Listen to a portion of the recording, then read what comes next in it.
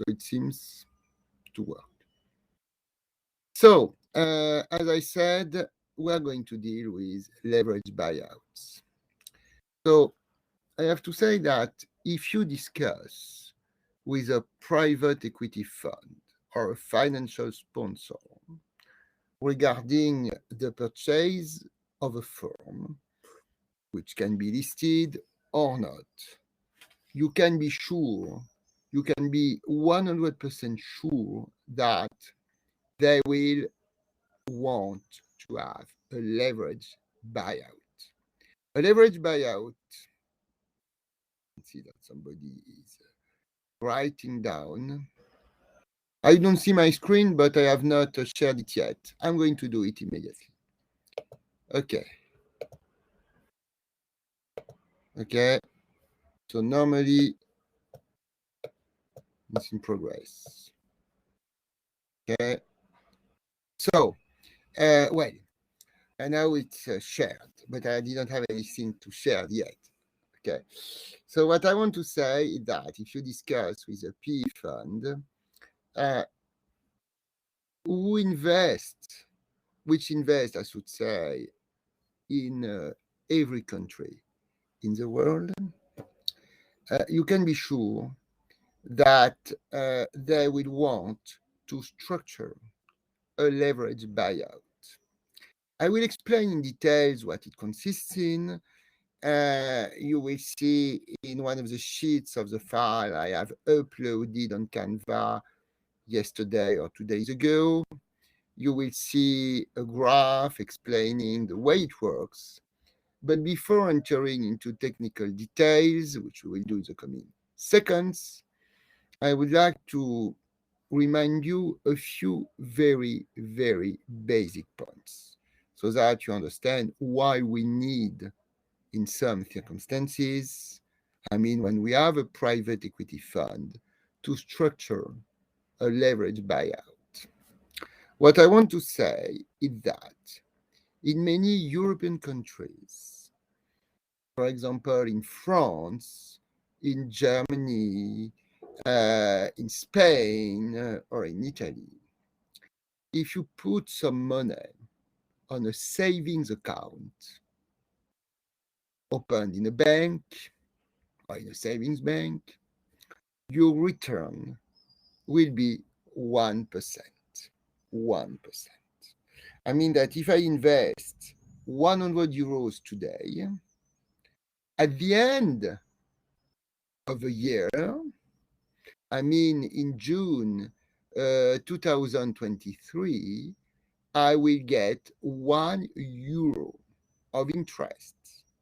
So 1% applied to 100 means 1 euro, which is ridiculous. Okay, so this is the point.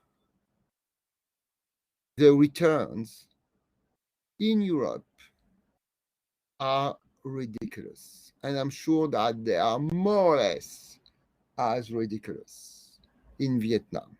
They are ridiculous in the US, they are ridiculous in Great Britain, they are ridiculous almost everywhere in the world. It may be 2%, maximum 3%. Not a huge internal rate of return. Private equity funds say to investors, give me your money. I'm going to invest it so properly that you will get, thanks to me, a 20% internal rate of return. So 1% in a savings bank, 20% thanks to a PE fund, to a private equity fund. So it means that a PE fund is announcing, and it's true, that they will do 20 times better than a bank. So how is it possible to get a 20% internal rate of return, which will of course be defined, when banks on savings accounts offer only 1%? I'm going to explain. before again entering to technical details, I'm going to tell you something, and then I will explain the functioning of a leverage buyout. Let's imagine that you are in a supermarket and you have €1 in your pocket. You want to buy a bottle of Coca-Cola and the price is €1 and you have 90 cents in your pocket.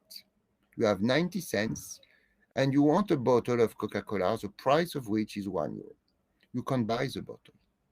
I mean that in the supermarket, you can't negotiate the price when you have to pay. So either you have €1 and you can buy the bottle, or you do not have €1. You have a bit less, 95, 96, 99 cents. You can buy the bottle. Let's imagine that you have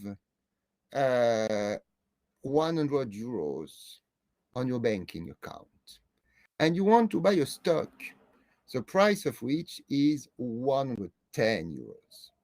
You can buy the stock. You are not going to run into debt in order to borrow €10 to buy a stock, the price of which is €110, whereas you have €100. So if you do not have the cash, you can't buy the bottle of Coca-Cola. If you do not have the cash, you can't buy the share, the stock, which is listed. Let's imagine that you want to buy a firm, a corporate entity, the market cap of which is €100 million. And based on what you have on your banking account, based on the cash you can borrow from a bank or from bondholders, you know that you can gather €95 million. And the market cap is €100 million. And you know that if you want to buy a firm which is listed, you have to pay more than the market cap because investors, because the shareholders are waiting for a premium over the share price, over the market cap, which means that if you can gather only, let's say, 90 or 99 million euros, you can buy a firm. The market cap of which is 100 million euros or more. This is the principle. And the PE fund will tell you, well, I have seen a firm. I'm really interested in this firm. And I would like to pay 40. I would like to invest 40 million euros to undertake 100% of its control, keeping in mind that the equity value of this firm is 100. I'm not saying to you that I want to pay 40, I want to invest 40 to buy 40% of the shares. No. I want to invest 40 to be the 100% controlling shareholder of a firm, the market value of which, or the equity value of which, is 100. And for sure, without entering into technical details I will present in less than a minute, if you can invest 40 to get 100% of a firm, the market cap of which or the equity value of which is 100, I can say that you are in a very good position to post in the future a huge capital gain, enabling to have a huge internal rate of return. How is it possible? It's possible thanks to a leverage buyout, and this is what I want you to see from now on. So you can see that I have opened an Excel sheet, LBO principle, corresponding to the file, to the Excel file. Its name is only leverage buyout, LBO, but I have uploaded it from the Canvas system. And in order to do things properly on my own laptop, I prefer to rename it, but it's the one you have. So this is the principle of leverage buyout. So I'm going to explain, and I will come back on this sheet very often. So you have here a P fund, as you can see, which wants to buy a target. This is the principle. You can see, based on my graph, that the equity value of the target is 100. But second point, you can see that the capital of a dedicated holding company is 40 in my example. And you can also see that the P fund is the 100% controlling shareholder of the holding company, which does mean that the P fund is the sole investor in the holding's capital for a consideration of 40, which means, again, as I was saying a few seconds ago, that the P fund is investing 40, not more. Capital 40, P fund 100% stake in the holding, the P fund is investing 40. And the holding is buying 100% of the shares of the target for a consideration of 100. How is it possible? Possible because banks accept to provide the required cash, enabling to pay the target. I mean that if the holding can raise 40 from the P fund, which is capitalizing the holding, and if the holding can raise an acquisition debt from banks, from a pool of banks, sometimes also from bondholders, for a consideration of 40, I'm sure that nobody will criticize me if I'm saying that the total funds raised by the holding company, 40 plus 60, honestly, we didn't need Excel to do that, is 100. This is the total funds raised to buy the target shares.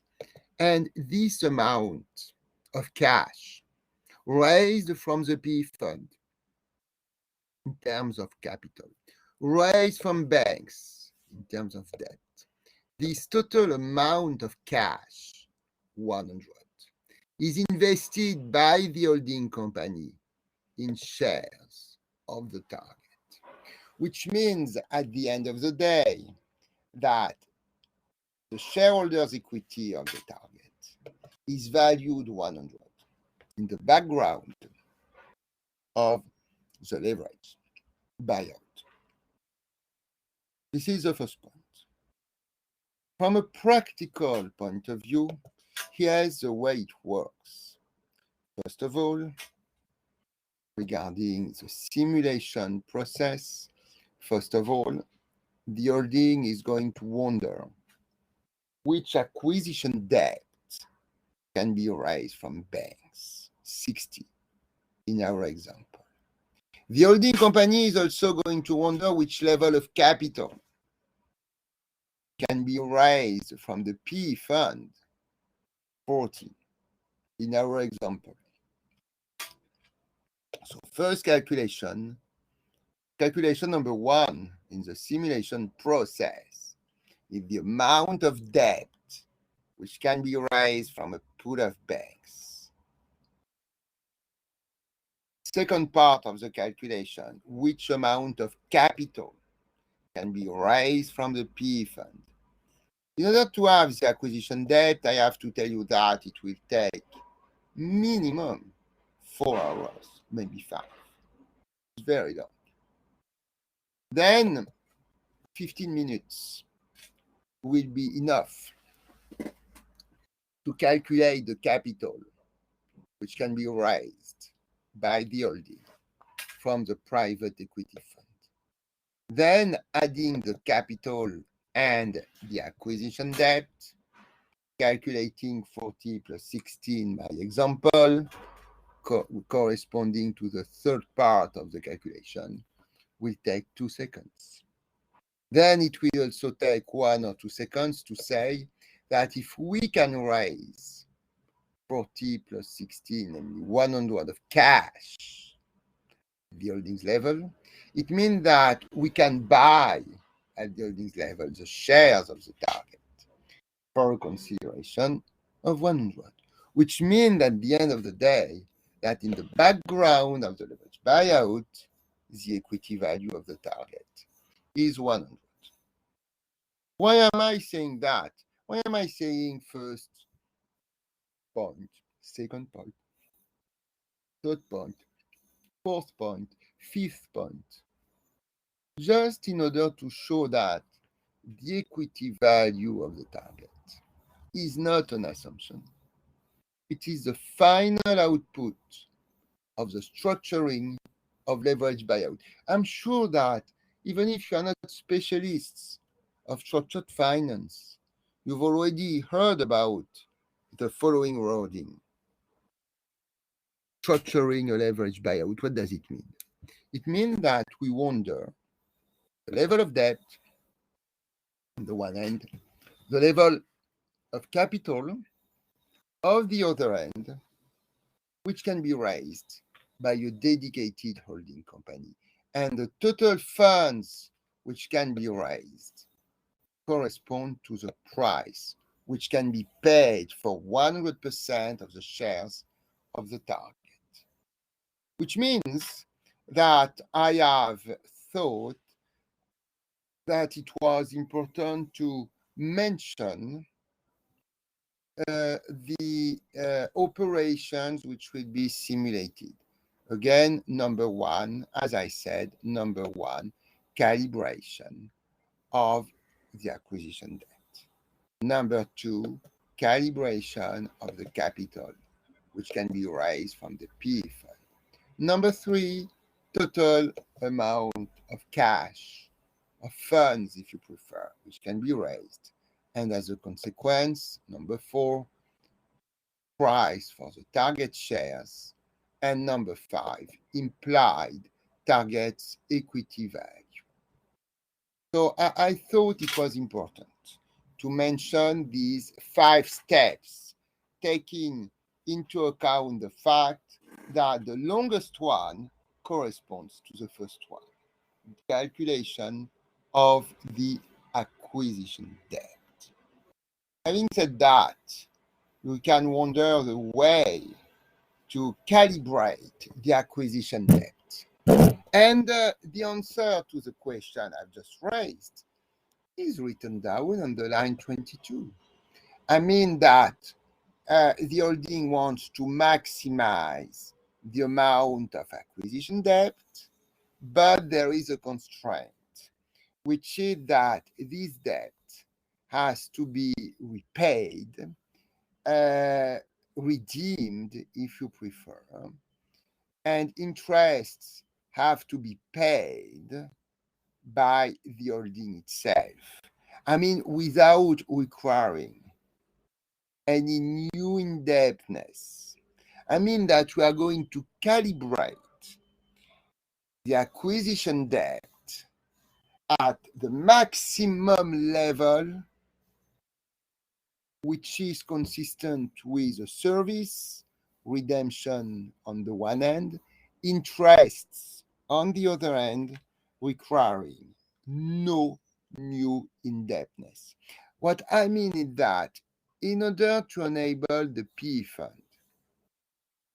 to invest 40, to get 100% of a firm, of a target, the equity value of which is 100, you need an acquisition debt. And you can see that acquisition debt may be huge, but it's not necessarily the case. But sometimes you have more debt than capital, which is the case in the basic example you can see currently on your screens. Okay?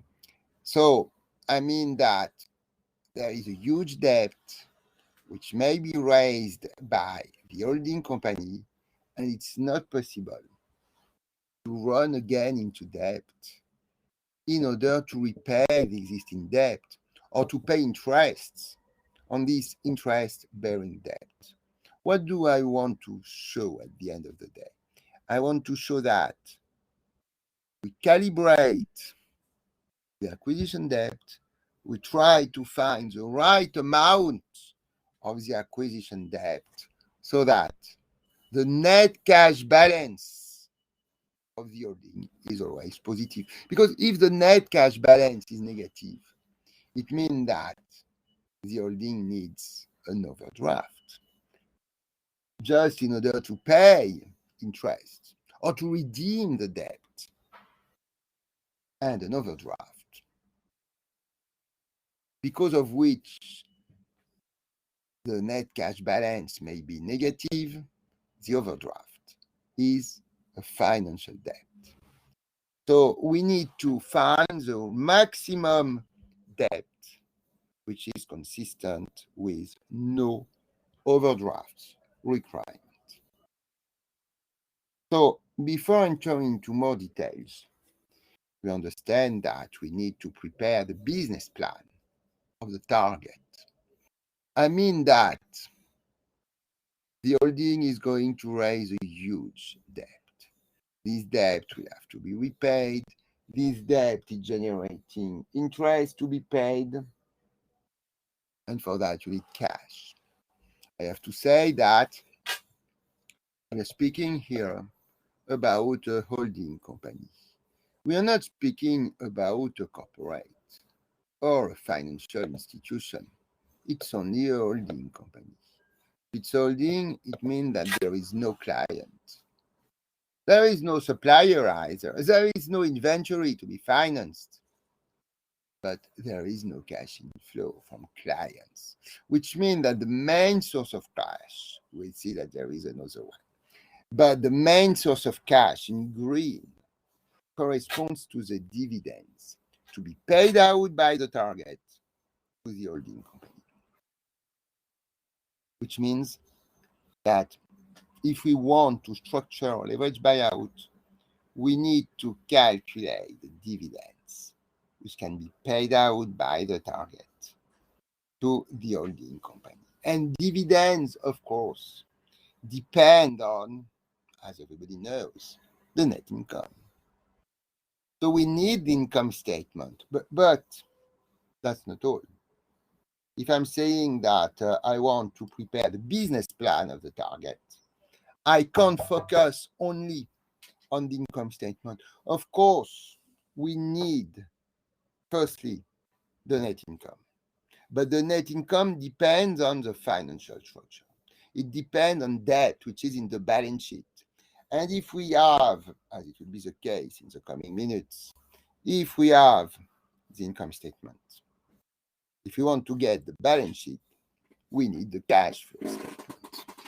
So I mean that the first thing to do, and I hope we have time to do it fully today, is to prepare the full business plan of the target in the background of a leverage buyout. But of course, there is one cell, only one. I will explain which one later today. You need to change. If you want to use the model we will do together to prepare the business plan of any corporate entity outside the context of a leverage buyout. This is the idea. So having said that, we are going to start. We are going to work on a firm, a corporate entity you probably know, which could be, according to me, a very good target for leverage buyout, which is Swatch. Swatch, which is not only manufacturing and selling plastic watches. I mean that inside Swatch's portfolio of assets, you have, for example, Omega, which enables Swatch to be looked upon as a player in the luxury industry. However, good news, Swatch is listed. So if it's listed, it's really easy to find some information regarding forecasts. Of course, you already have the sheet, the file and the sheet, which is there. And here you have some forecasts, past data and forecasts regarding Swatch. These forecasts and also the past data are provided by a French website, the name of which is Zone Bourse, and it is a consensus of brokers. So you can see sales, EBITDA, EBIT, earnings before tax, and net income for the income statement, net debt for the balance sheet, and capital expenditure for the cash flow, as we see. So when you can see so many amounts here, you can see that they are always coming from the listed peers sheet. And it happens that investment bankers, maybe other people, but at least investment bankers are used to putting in green what's coming from another sheet, in black what's calculated, and in blue what's directly entered as a number in a cell. So in order to prevent from wasting time linking this sheet with the sheet, the name of which is listed peers, I've already done the job. Okay, so we will save a lot of time because it's a bit boring to do that. You can see that beyond the elements from the income statement, we will, however, have to also link for a few other ones, just to be sure that you've understood how it works, but only for two aggregates. Beyond the income statement and the net capex, which corresponds to a cash flow information, we also have the balance sheet. The balance sheet, there is a sheet for that. Here you have an extract of the annual report, and you can see that as investors, funds, investment bankers are used to doing, you have here already a simplified balance sheet with fixed assets, net working capital, and the total. And on the other side, equity, provisions, and net debt. And you can see that I didn't loop on anything. And I have the same total on the asset side and on the shareholders and liability side, which means that there shouldn't be many mistakes. There shouldn't be any mistake, I should say, because the balance sheet is balanced without cheating, without looping on one aggregate. But there is another sign regarding the accuracy of the calculation, which means that the net debt, which is calculated here, minus 1,697, minus 1,697 corresponds to the vision of the brokers. So normally it should be correct. So just to check, just for you to check, okay, where the data is coming from, equity, look, where is equity, total equity, 10,965, 10,965. Regarding provisions, you can see that I have added three numbers, three amounts, because if you look at the balance sheet, you can see that you have some provisions in the current liabilities, 69. You have provisions in the non-current liabilities, I could have said short-term, 51.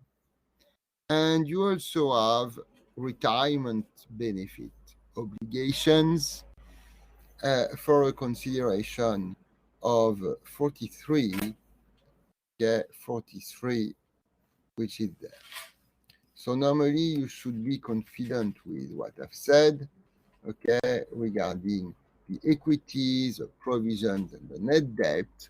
And if you want to terminate, the easiest thing to do is to say, let's take the non-current assets, okay, which means 3,659, and let's deduct what has to be excluded from the fixed assets. I mean that you have two deductions to be taken into account when you look at that. Okay, you have 465.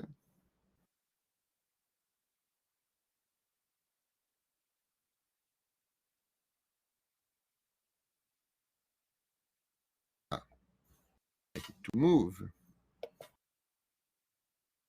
which is deferred tax liabilities. And you also have, where is it? Just a second. Okay. And is it? Where is it? Okay. I don't understand why I can't see it. I can see the lines above. So amazing. Don't know what happened. Okay. And you also have 158, which is also deducted in the calculation accrued expenses. And then you have the full balance sheet, and of course, net working capital is made of current assets and current liabilities. So having said that, having a balance sheet which is balanced, we can start the modeling of the business plan of the target. So first of all, if you look at the listed peers, the sheet which is there, you can see that we have data only till 2023. These data have been extracted from a consensus of brokers on the 31st of August 2021. Of course, today we would have an additional year. But anyway, even if you have the year 2024, it's not enough. You need to go further. You need to go further. And in fact, you need to go till 2028 for a simple reason, which is that you have leverage buyout. If you have a holding company which is running into debt, and the maturity of this debt is 7 years. So if you have a maturity of 7 years, it means that you need 7 years of forecasts. We are going to assume, I'm going to repeat it again, that we are on the 31st of August 2021, very first point. Second point, we are going to imagine that we start modeling on the 31st of August 2021, and the deal will be signed shortly, enabling a closing on the 31st of December 2022, which means again, 2021, which means again that we have 22, 23, 24, 5, 6, 7. So, and 8. Okay, so here are the years for the forecast. 2021 being the very last year. Being the very last year for the firm in a standalone situation. I mean that the first year regarding the forecasts is 2021, and it stops in 2023, as you can see. Just a second. You can see it goes to 2023. So as I said, I would like to have a soft landing till 2028, keeping in mind that the last year regarding the broker's consensus is 2023. So we need to go on till 2028.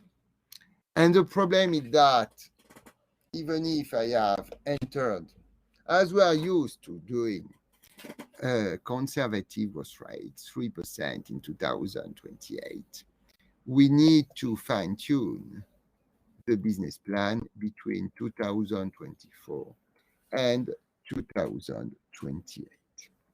If we want to have forecasts between 2023, which can't be criticized because it's a vision of the market, it's a broker's consensus, and 2028, which can be criticized when you take a conservative growth rate of 3%, the best thing to do if you do not want again to be criticized consists in having a linear phasing of the growth rate. So I'm going to write it down here.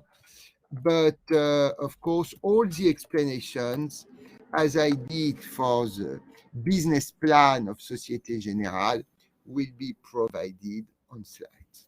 So linear phasing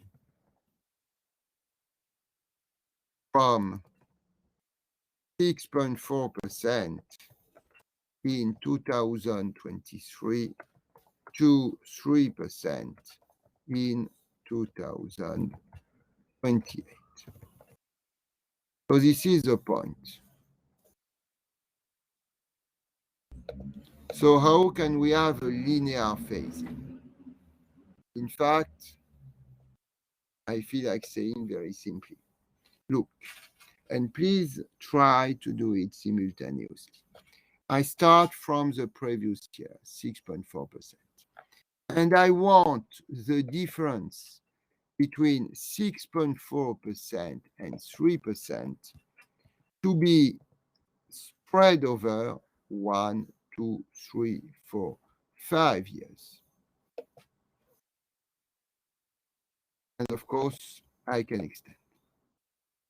No, sorry, I could have extended if I had put some dollars for the F4 minus K4.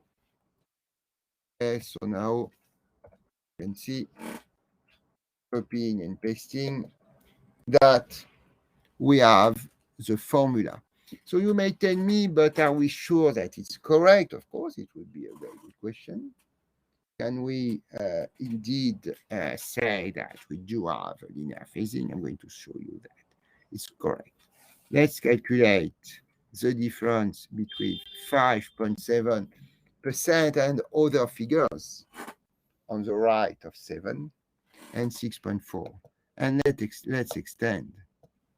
And you can see that thanks to the formula, I have systematically entered from 2024 to 2027 linear phasing. You can see that the discrepancy between two percentages is always the same one. Of course, when you pitch a client or when you make a presentation to a client which has already mandated you, you do not present this line showing that you are correct. No, no, no, no. You are supposed to be reliable. Of course, you've done that before having the meeting. But when you are in front of the CEO or the CFO, you are not going to show the way you check that you didn't make any mistake. So again, I'm showing the formula, okay? And in a few seconds, I'm going to apply the new growth rate to the sales of the previous year. Let's do it. We start here and we say we have in 2023 8,458. Let's multiply by 1 plus the growth rate of the year.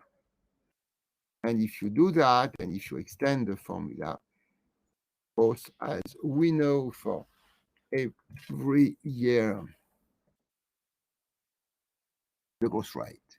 And as we know the sales of the previous year, we have absolutely no difficulty to extend the formula till 2028. I hope you can practice simultaneously. When you've entered the formula and copied and pasted it till 2028, no use checking the intermediary years. I mean that if 2028 is correct, necessarily all the previous years are also correct. So I would like to check whether you have question on that. No question? It's still okay?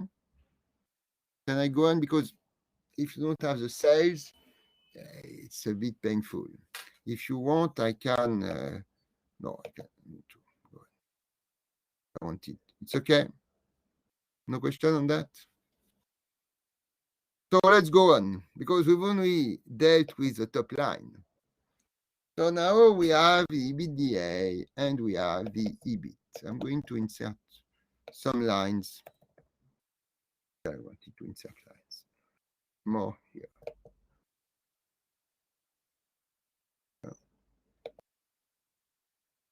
So first of all, we are going to calculate the EBITDA margin. So what we name EBITDA margin is EBITDA to sales. This is the definition of the EBITDA margin. We could say EBITDA margin rate, but it's anyway an EBITDA margin. Let's do the calculation. EBITDA to sales. Of course, it's not zero. Is 9.2%. And of course, we're speaking about calculations.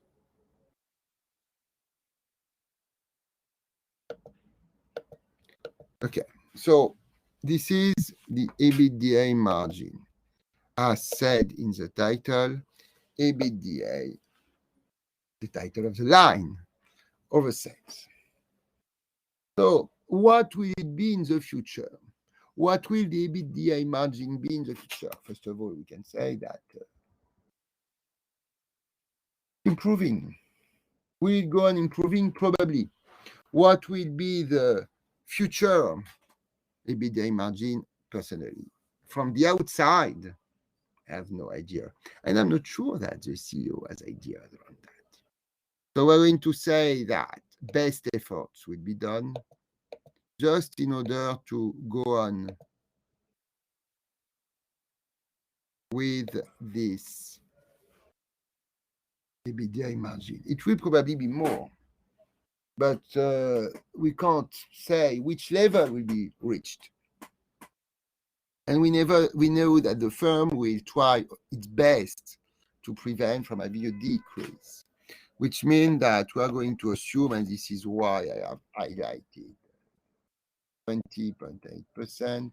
We're going to say, well, let's keep this 20.8% from 2023 or 2024 onwards. So this is for the EBITDA margin.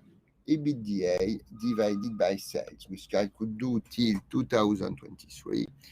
2023, I got 20.8%, and I said, let's keep 20.8% from 2023 onwards.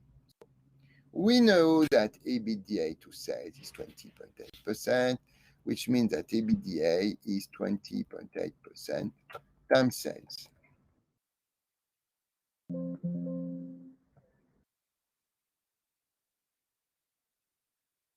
And of course, I can extend. And again, if in 2028, very last year, you get an EBITDA of 2,179, no use checking the intermediary result. They are necessarily correct. Let's go on. Between EBITDA and EBIT, we have DNAs, of course. We have the DNAs. So what is the DNAs? What are the DNAs? So it's the difference between EBITDA and EBIT.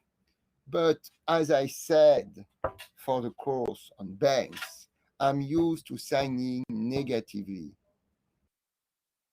the charges and the cash outflows, which means that I want DNAs to be signed negatively.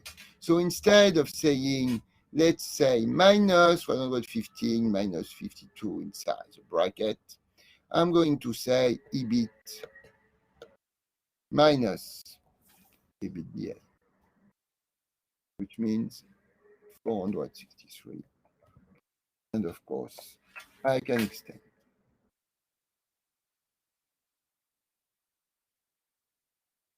So normally you say EBITDA minus EBIT and you sign negatively at the end. Just in order to have immediately the side, I said EBIT minus EBITDA. And I'm very happy with that because I can, based on that, go on. I mean that I'm going to say what the DNAs correspond in percentage of sales. So why am I indexing DNAs on sales? I'm going to calculate 463 over sales. Sorry, DNA, sorry. DNA is 463, it's correct, over sales.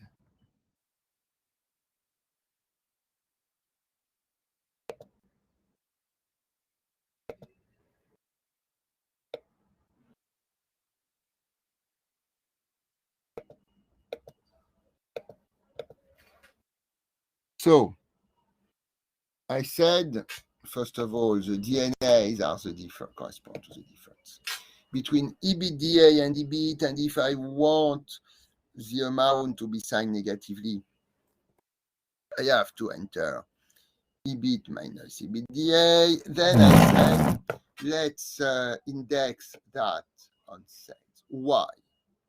There is a good reason. Why do we have an increase in DNAs?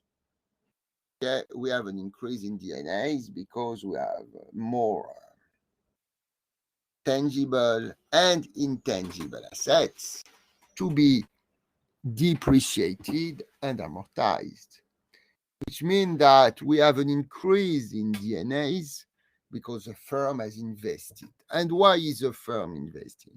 The firm is investing in order to sustain its growth. So I mean that if you want to increase the sales, if you want to have a growth of sales, you need to invest and afterwards to depreciate, which means that there is a relationship between DNAs on the one hand and sales on the other hand. And I got a level taken by the ratio in 2023. I took the DNAs, which is just above, over the sales, which is on the top line. And I'm going to do exactly what I have done for the EBITDA margin. I'm going to say, well, what will this ratio, DNS to sales, be from 2024 onwards? Honestly, I have no idea. I'm going to say the best way not to be criticized consists in saying that the 5.7% is flat from 2023 onwards. So we can say here sustainability of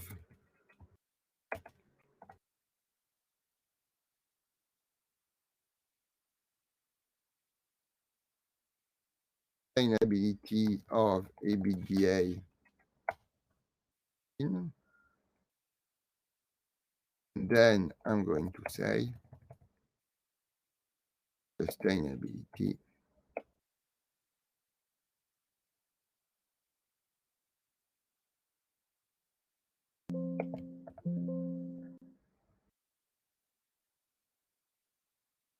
of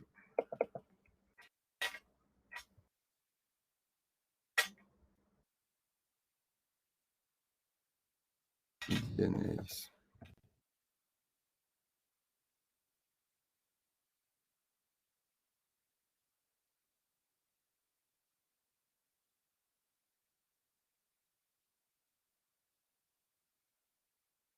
So we know that DNAs to cells are equal to 5.7%. We know the cells, we can apply minus 5.7% to the cells, which are on the top line. And of course, we can extend the formula.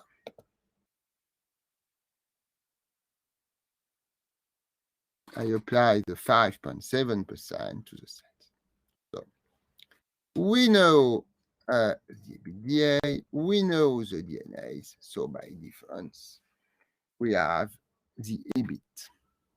I have to remind you that DNAs have already been signed negatively. So to have the EBIT, I take the EBITDA plus the negative amount of DNAs. And of course, once you've done that, you can save. So we are going to have a break in the coming seconds. Do you have questions, or because it's going to be 3, so we're going to be on time for once?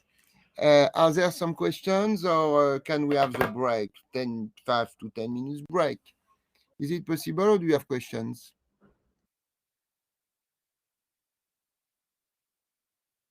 No question?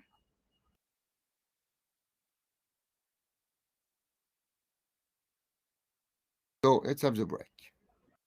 You are currently the only person in this conference.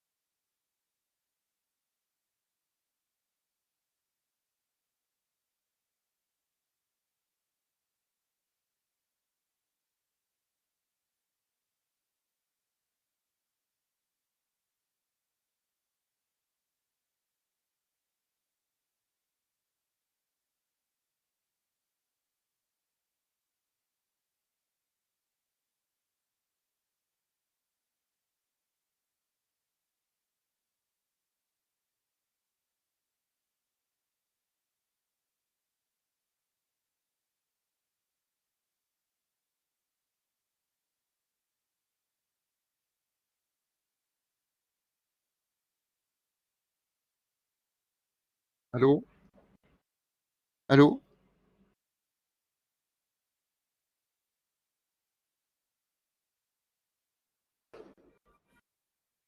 I hope you can hear me. Because, yes, perfect.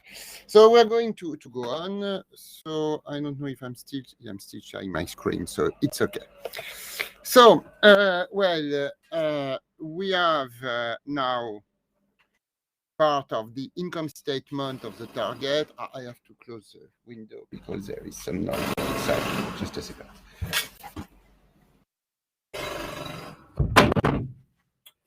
So, we have now the income statement till EBIT till 2028.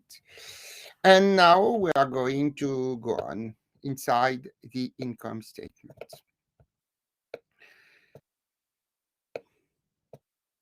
Keeping in mind that CapEx is not included in the income statement. So after EBIT, what do we have? We have, of course, net interests, and net interests which are based on the debt, which is in the balance sheet. So I mean that we need to calculate the debt in the balance sheet. And then we will have the pre-tax profit, or it's the same, of course, earnings before tax. Then we will have the corporate tax. Then we will have the I don't know if it's a question or it's a mail. I don't know, so I have to check. No, it seems to be a mail I've received somewhere else. Corporate tax, corporate tax. I will also put the corporate tax rate. And we will, of course, terminate with the net income. And then we have the full income statement, net income. So I had prepared the links with the sheet where most of the data are coming from, corresponding to the data in green. I didn't want to take everything so that you can see I'm doing for a few aggregates. Okay, so we're going to do it for the earnings before tax and for the net income. And I think that 1M, of course, will be enough for the net income, which is the bottom line we're looking for. So it happens that in the sheet, listed peers, we have these two aggregates we need in the income statement. Earnings before tax, I put a S here, and net income, okay? In fact, we start in 2020. Okay, so we'll take these two lines, earnings before tax and net income. So earnings before tax, we go and keep and take, from 2020, so 36, and we can extend till 2024. You see, I am only entering the link between this sheet, leverage buyout, and the listed peers one. And also the net income, same. From 2020 onwards only, we do not need to manage 2018, 2019, it's a past. And we can extend, and we can extend only here. And I'm going to tell you that I'm not going to keep here all the data I have taken from the sheet listed. For 2020 and 2021, there is absolutely no doubt, first of all, in the past. And moreover, we are going to assume that we structure the leverage buyout on the 31st of December 2021. I mean that, again, we have, it will be written down in the slides, of course, we have data at the end of August 2021. So the time to prepare the calculation, the time to discuss with the PE fund, the time to negotiate with banks, we need about 4 months, September, October, November, December. So we can imagine a closing at the end of 2021, which will be what we do.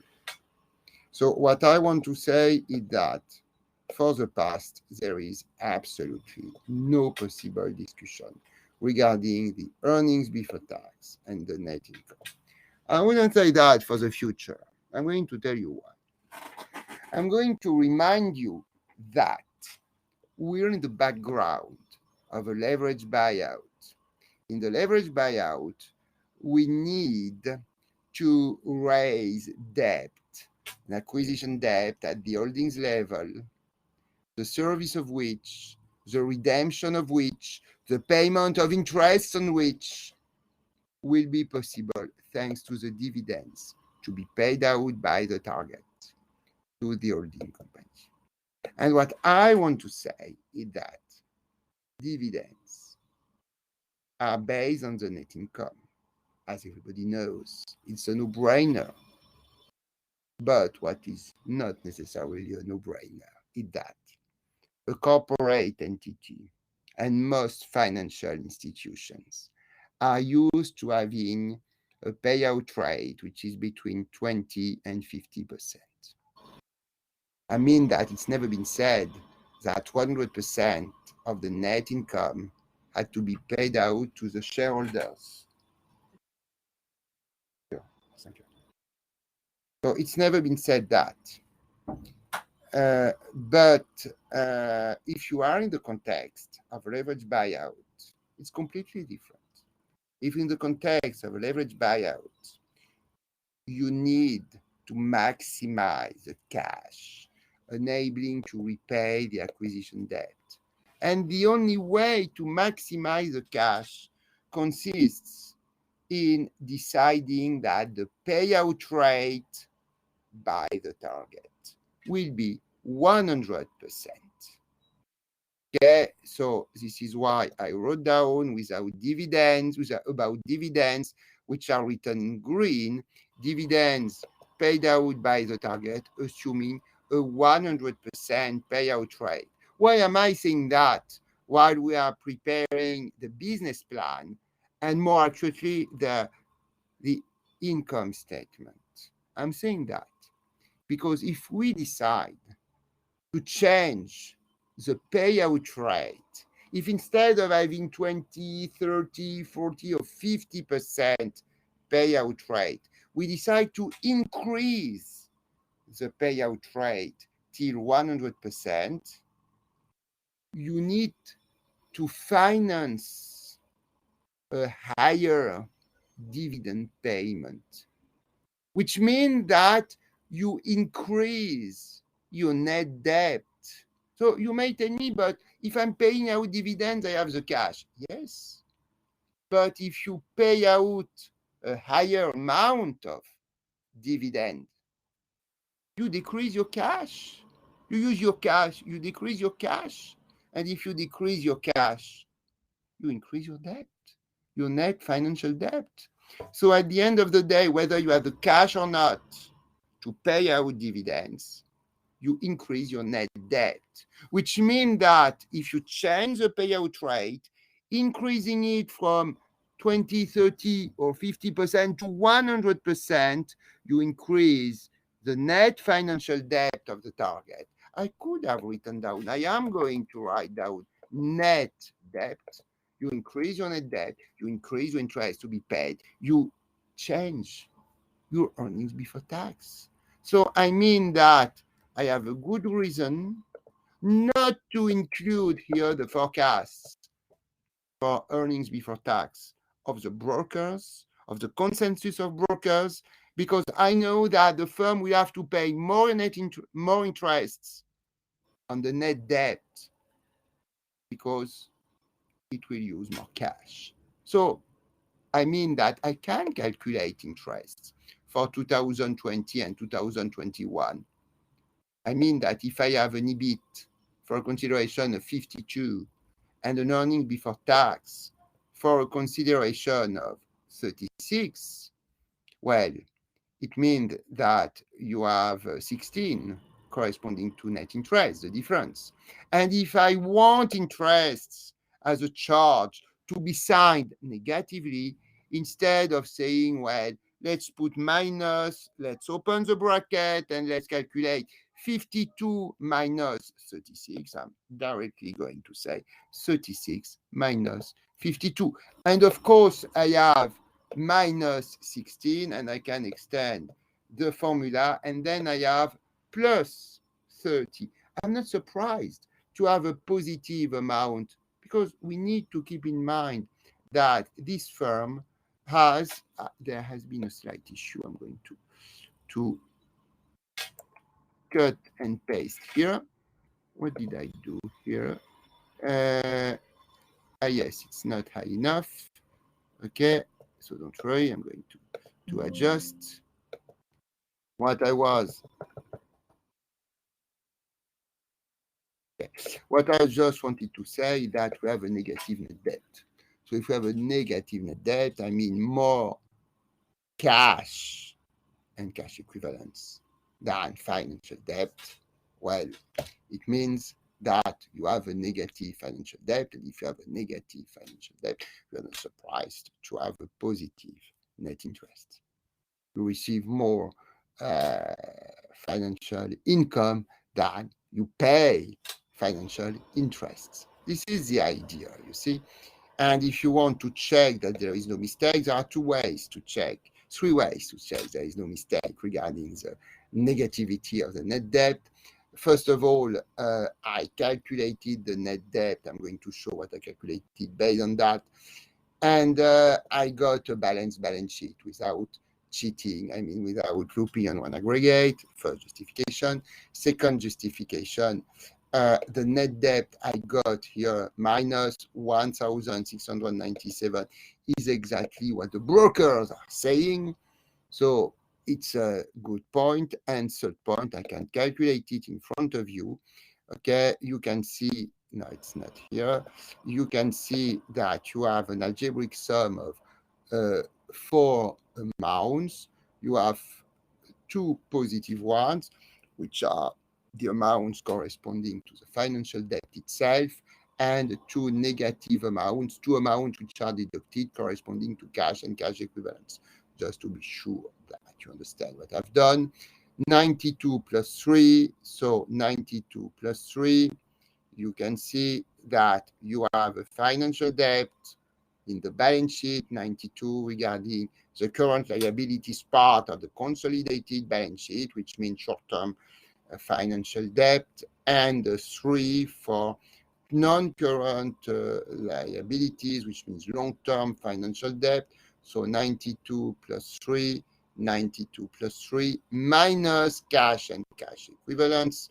And you can see, if we look at the asset side of the balance sheet, that we have a line, the name of which is indeed 1,585, which is cash and cash equivalents, but we can also include marketable securities, which are kinds of cash equivalents. If you have marketable securities, it means that they can be turned into cash if you decide to sell them for a consideration of 207. So I mean that you recognize exactly the amounts which are there, which means that we do have a net financial debt which is negative, which is in 2020, which is consistent, of course, with a positive net interest, as you can see. So what will it be in the future? I don't know. I mean, I don't know yet. I mean that in order to know what they will be, what net interest will be, I need, of course, the new amount of the net financial debt, which is in the balance sheet, and which will have to be forecasted, which we will be later today. But before the end of the course today, we will have a full income statement, a full cash flow statement, and a full balanced balance sheet without cheating, namely without looping on one aggregate to have the balancing of the balance sheet. So having said that, we are going at this stage to do as if we knew the net interest. I know that we do not have them, but we know that later today we will have them. So assuming we have them, we can say that earnings before tax is EBIT plus the amount of net interest, which will have to be calculated. And of course, it's no more in green because it's calculated, it is in black. And this sum, this very difficult operation, EBIT plus the negative amount of net interests, can be extended till the last year of the business plan, namely 2028. So we have everything till the earnings before tax, assuming we can get net interests later today. To terminate, we are very happy to have here the earnings before tax and the net income. Here we know that the difference is the corporate tax, which is a charge, which is also cash outflow. You have to pay the tax authority. Okay, so it's a charge, it's negative.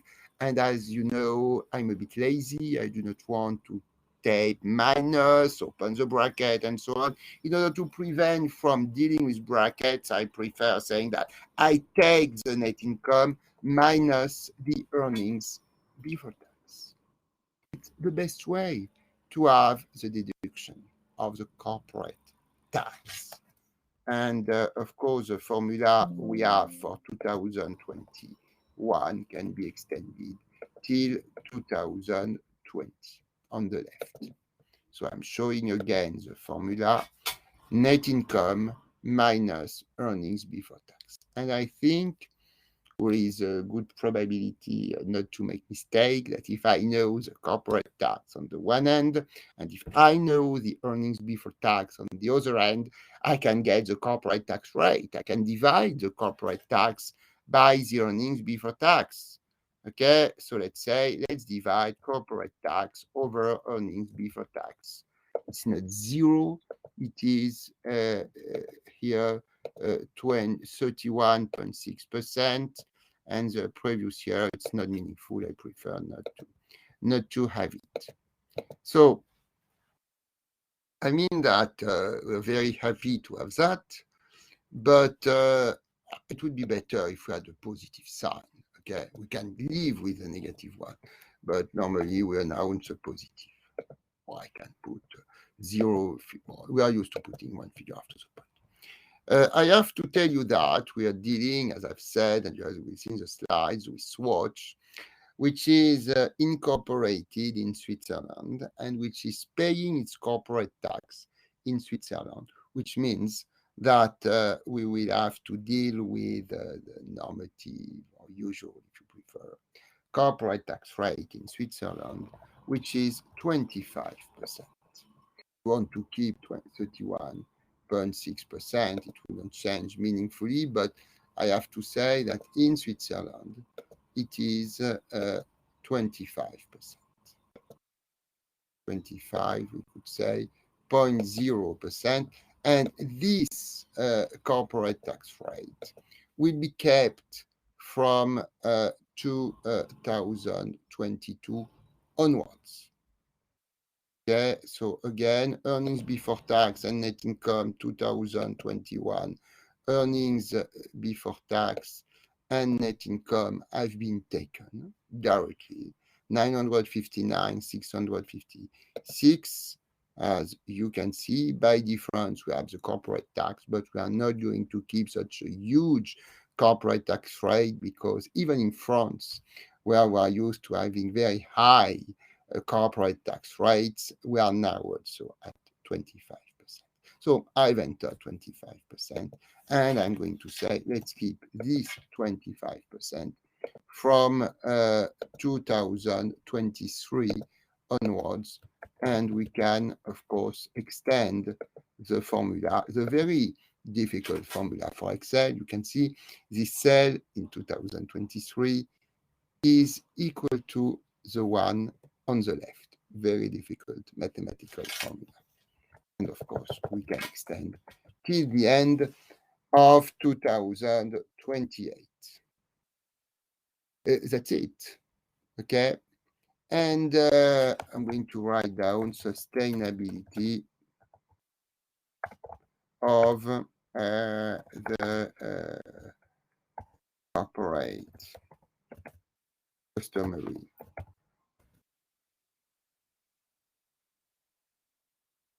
corporate tax rate in Switzerland from 2022 onwards.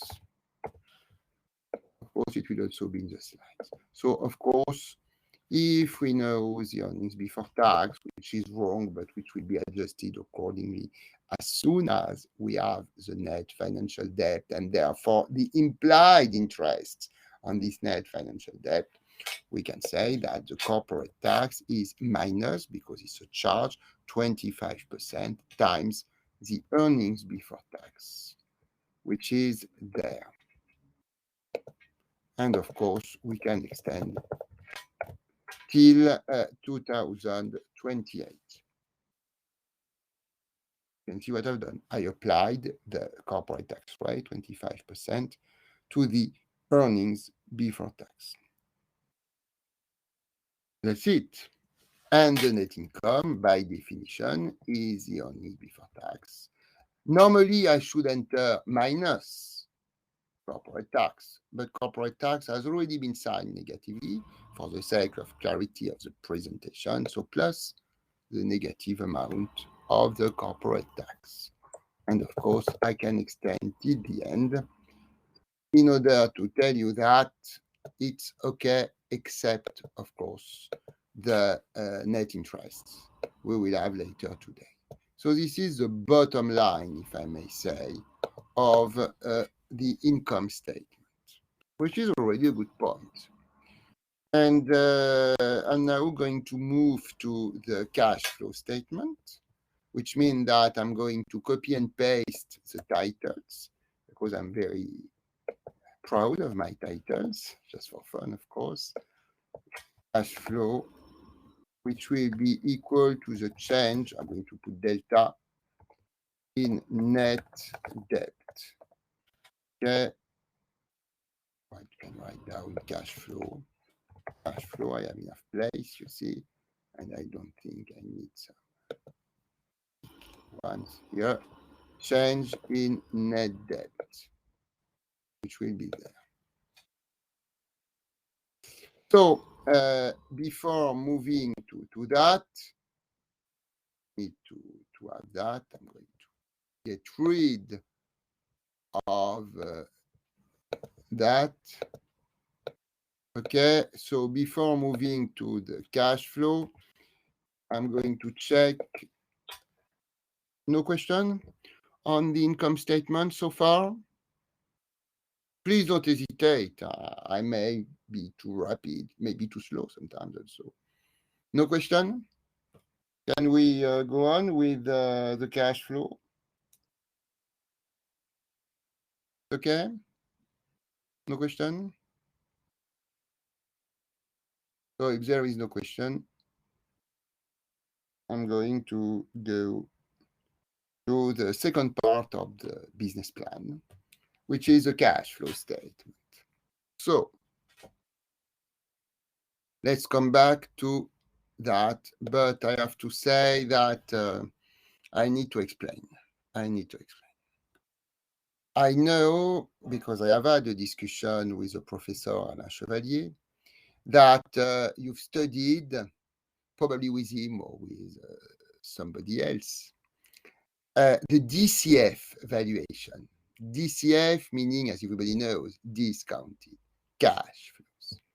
So I mean that you've already worked on cash flows, on free cash flows to value the firm.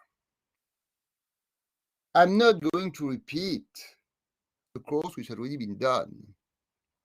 And I've never said that I wanted to calculate a free cash flow. No, I want a cash flow which is defined as a change in net debt. Okay. Well, maybe I'm going to present a refresher on one or two points which have been described probably by Alain, and we will see how to use that not for a DCF valuation, but for the cash flow corresponding to the change in net debt.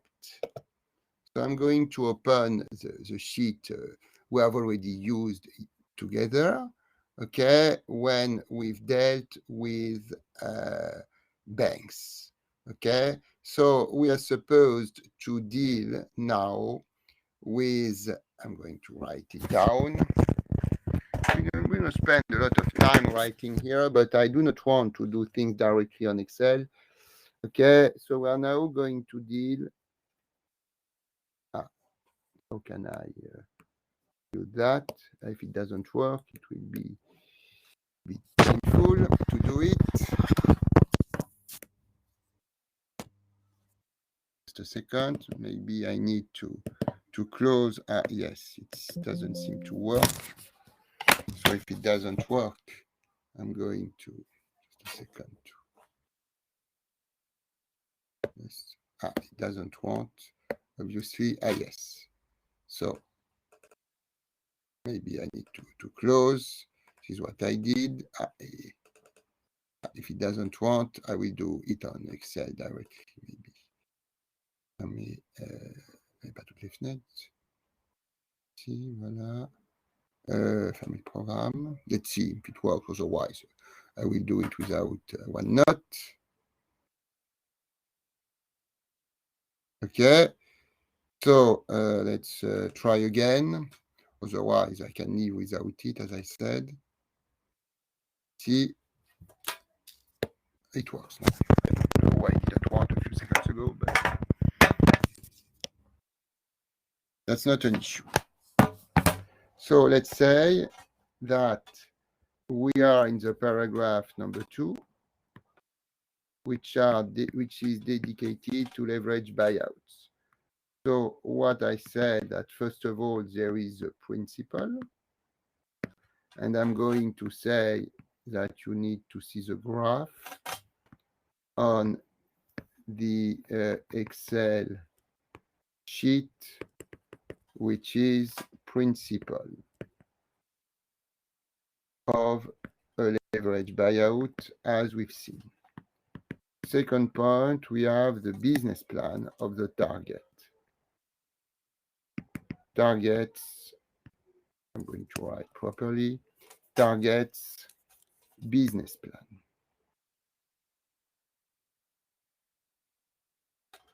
So we've seen that we have, firstly, or paragraph A, the income statement. And regarding income statement, I feel like saying from sales to net income, I'm going to write more properly, from sales to net income. And I'm going to write down including net interests,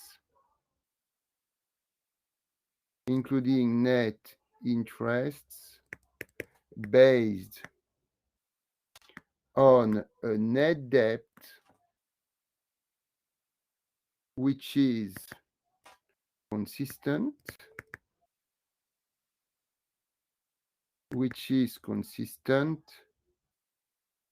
with a 100% payout rate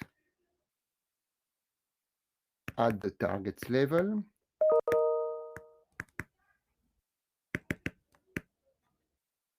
in the background of a leverage buyout.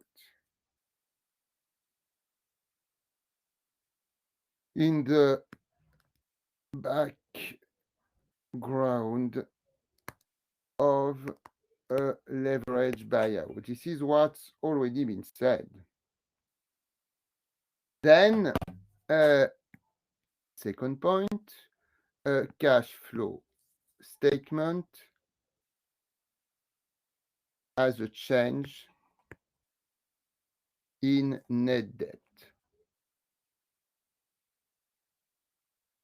So what I want to say is the following. We're going to have here the refresher on the free cash flow. And here we will have the cash flow as change in net debt. Okay, so what did you see? You started from EBIT and you multiplied EBIT by one less the corporate tax rate, and you got the net operating profit after tax, for sure. I'm not asking whether you saw that or not. This is embedded in the definition of the free cash flow. Then you said plus DNAs. Then you said minus net capex. Then you said minus change in net working capital, and you got the free cash flow. This is the definition which has been given to you, which is in any good finance book. Well, you can see that we start from the net operating profit after tax, not from the net income, because we didn't want to include in the free cash flow calculation any financial expense, because we knew that interests were not necessary, keeping in mind that the discount rate would be the WACC, including the cost of debt. But now, I'm not trying to calculate any free cash flow.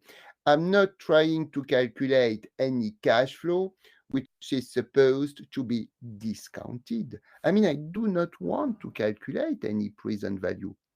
I mean that I'm going to take into account, instead of having the NOPAT, I'm going to take into account the net income.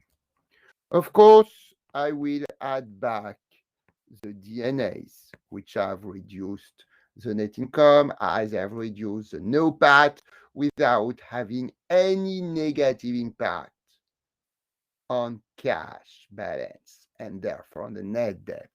Of course, I'm going to deduct the net capex because capital expenditures are cash outflows, which are not included in the net income. Of course, I'm going to deduct the change in net working capital just in order to neutralize charges which have not been paid yet, incomes which have not been received yet, and also changes in inventories which have had a positive impact on EBITDA and therefore EBIT, and therefore NOPAT without having in the reality an impact on the cash balance.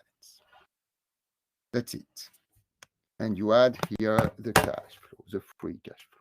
But I have to say that if I want the cash flow as a change in net debt, there is an aggregate we do not want to include in the free cash flow calculation, just for the not for the sake of simplification, which is what corresponds to dividends payments.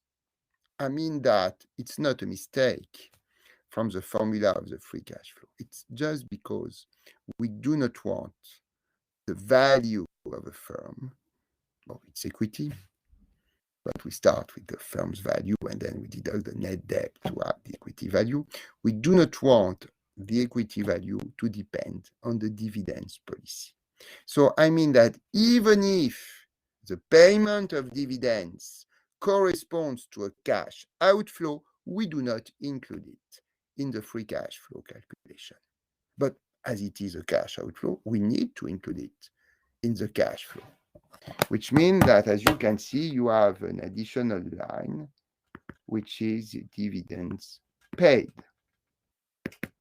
This is what I wanted to show you before coming back, as I'm going to do from now on, to the modeling. And of course, as usual, I will put on Canva the sheet, the updated sheet you have here.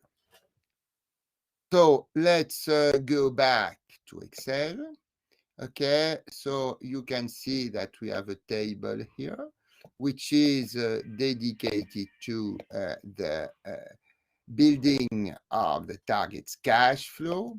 Of course, I don't think I need to have so many colors here. Okay, so what did I say 2 seconds ago?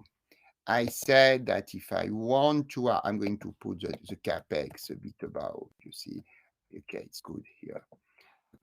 If I want, sorry, I'm going to show what's necessary, namely that. Okay, so if we want to have here the cash flow, I'm going to say, let's copy and paste, to have the cash flow as a change in net debt, we need the net income plus I'm going, sorry, to put it at the line. Okay, I'm going to say, well, let's center on the left. It will be more easy. Okay, let's say that we need to add back the DNAs. We have the net capex. We need to deduct the change in net working capital. Change, not N, but D, just in order to have delta with a symbol font. Okay, and well, I think that there is only one thing which is missing, dividends. So I'm going to put just below net income, dividends paid to the holding company, which would be H. So this is, and of course, I can go on with that till the end. So once you've done what we have here, it's very easy because most information is already available. First of all, we start from the net income. The net income is just above. So you only have to equalize this line 25 with the line 21.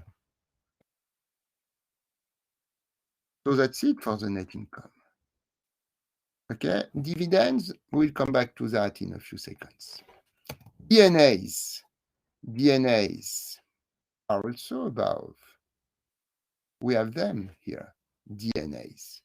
You recognize the line of the DNAs. I can highlight that with a kind of green, yellow, you see? So DNAs, you can see? You can say that we are going to pick the amounts here, but be careful. DNAs are deducted in an income statement, and it's because they are deducted in an income statement where they have no impact on cash that they have to be added back. So if I want to add back 463, I need to put minus, to enter minus so that it is positive. And of course, I can extend till the end, till 2028, the formula. I mean that most of the problems regarding soft landing have already been dealt with. So there is no issue. So now, CapEx. CapEx is there.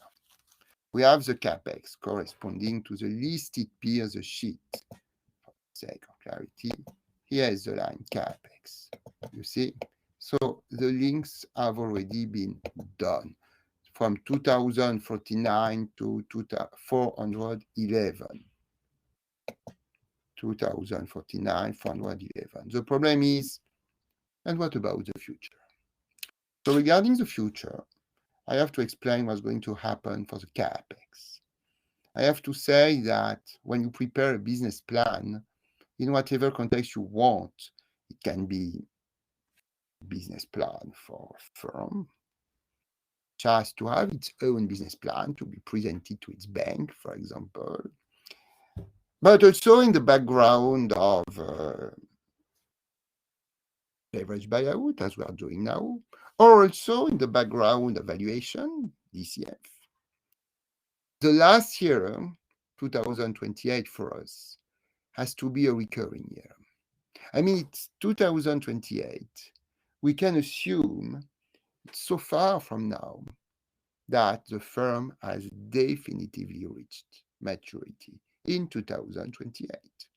And if it's reached maturity, it means that its capex will be equal to its D&As. I mean that when you depreciate or when you amortize, it's the same.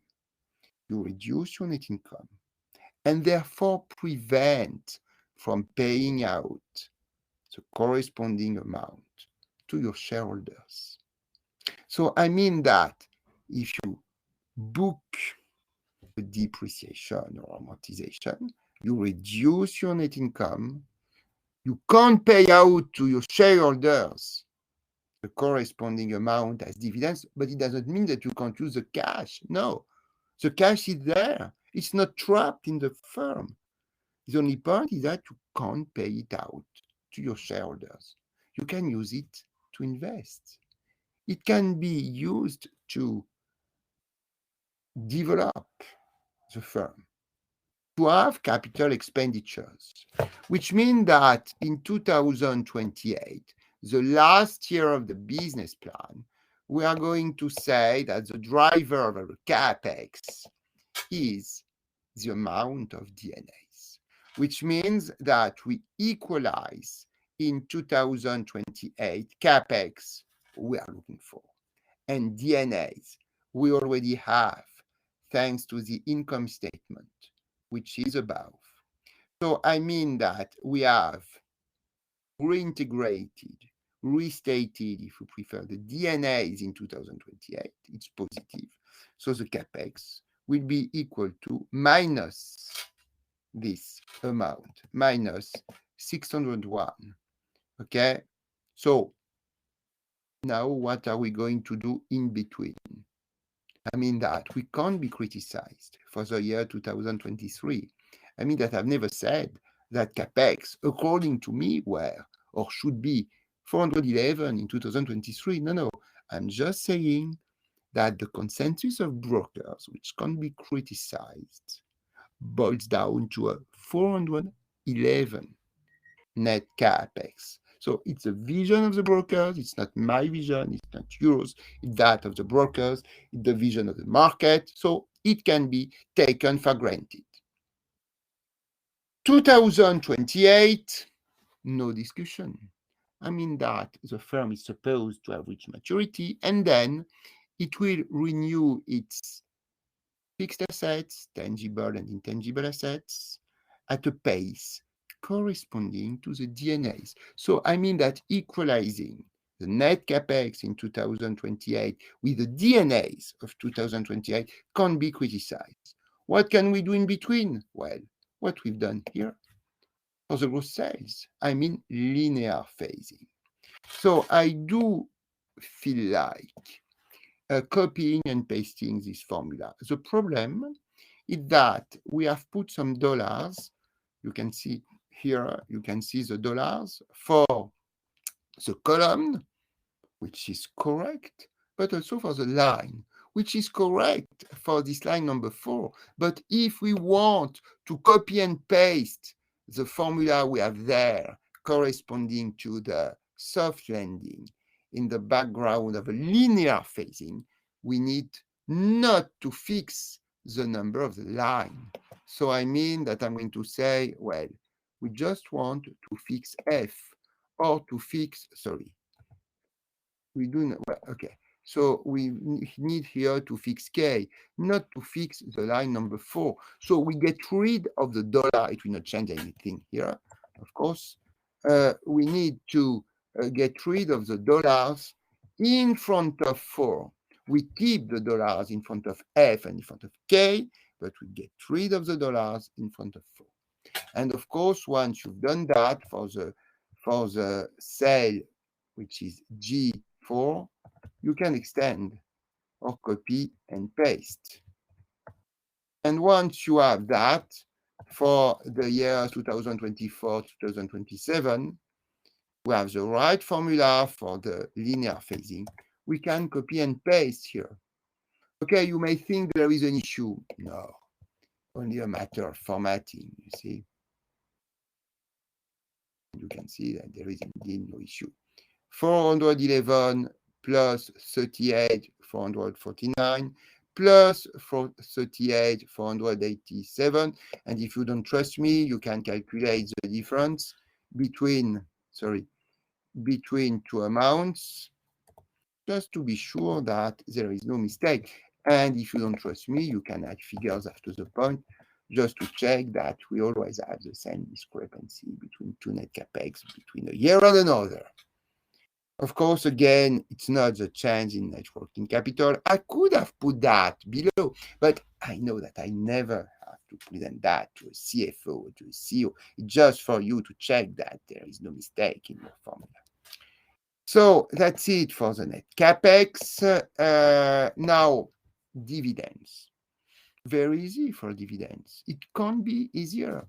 It can't be easier for a simple reason, which is that we've said that in the background of leverage buyout, the payout rate has to be maximized, and the highest payout rate we can imagine is 100%. So payout rate, and I'm going to do that from 2022 onwards, will be 100%. The maximum one. It's not the case today. I could check, but I'm not interested in what it is today. I'm interested in what it will be in the future, you see. So it will always be 100%, just in order to maximize the dividends, which enable to repay the existing debt. Okay, so we're going to say maximum payout rate in order to maximize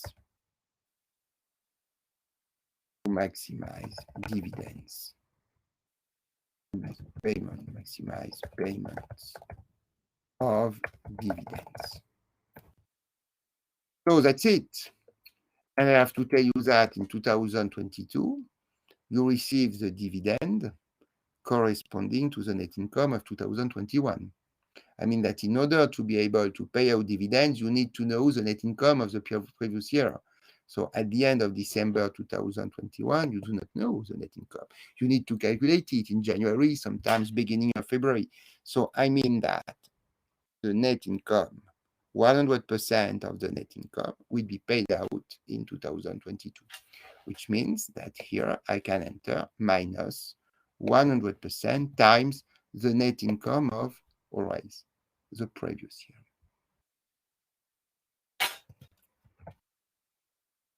And I can extend till 2028.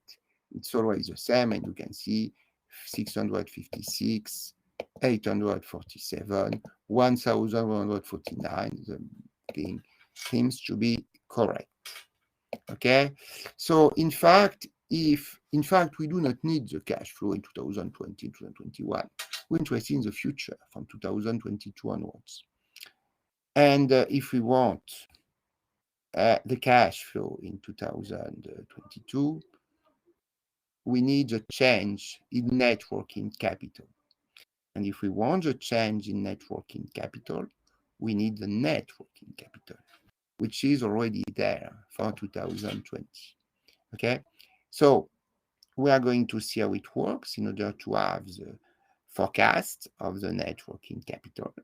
And then we will extend to have the change in net working capital every year, and we will have the cash flow corresponding to the change in net debt. But I suggest to have the break now, the second and last break. And after the break, we calculate the change in net working capital, we have the cash flow, and we terminate with the balance sheet. So I'm going to save. I'm going to check if there are some issues. No issue at this stage? No question? Can we have the break now? 5 or 10 minutes break? Okay? Okay, so let's have the break. Okay, so I'm just disconnecting at the sound level.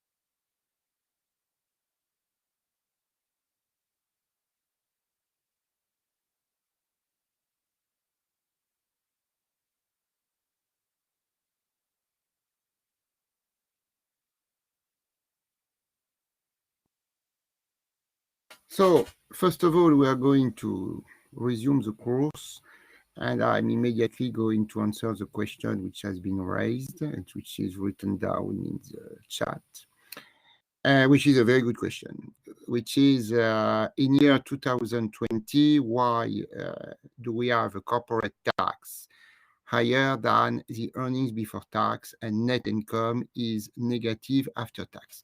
These are two questions, and I'm going to answer the two questions. In order to answer, I need to show, even if I know the figures, but I prefer to show the figures. So, first of all, you can see you have here the year 2020. 2020, everybody knows, in Asia, as in Europe, as in the US, that it is the year of COVID, which is a very bad year with losses.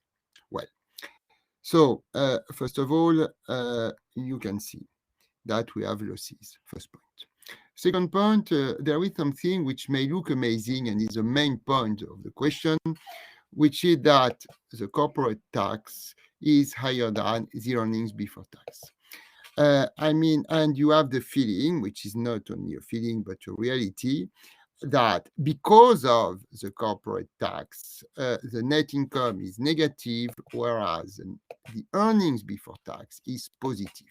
I mean that if we take into account a 25% corporate tax rate, you should have awaited a net income, a positive net income corresponding to 75% of 36, which is not the case. Well, what I want to say is that calculation of tax is a bit more complex. But the most important point, which is a common point in Europe, and I'm almost sure that it's the same in Vietnam, but for Vietnam, only you can say. But here we have a firm in Switzerland, so in Europe, which is that the corporate tax is calculated based on company accounts, based on statutory accounts, whereas we are dealing here with consolidated accounts. It means that in the company accounts, you may have a higher earnings before tax.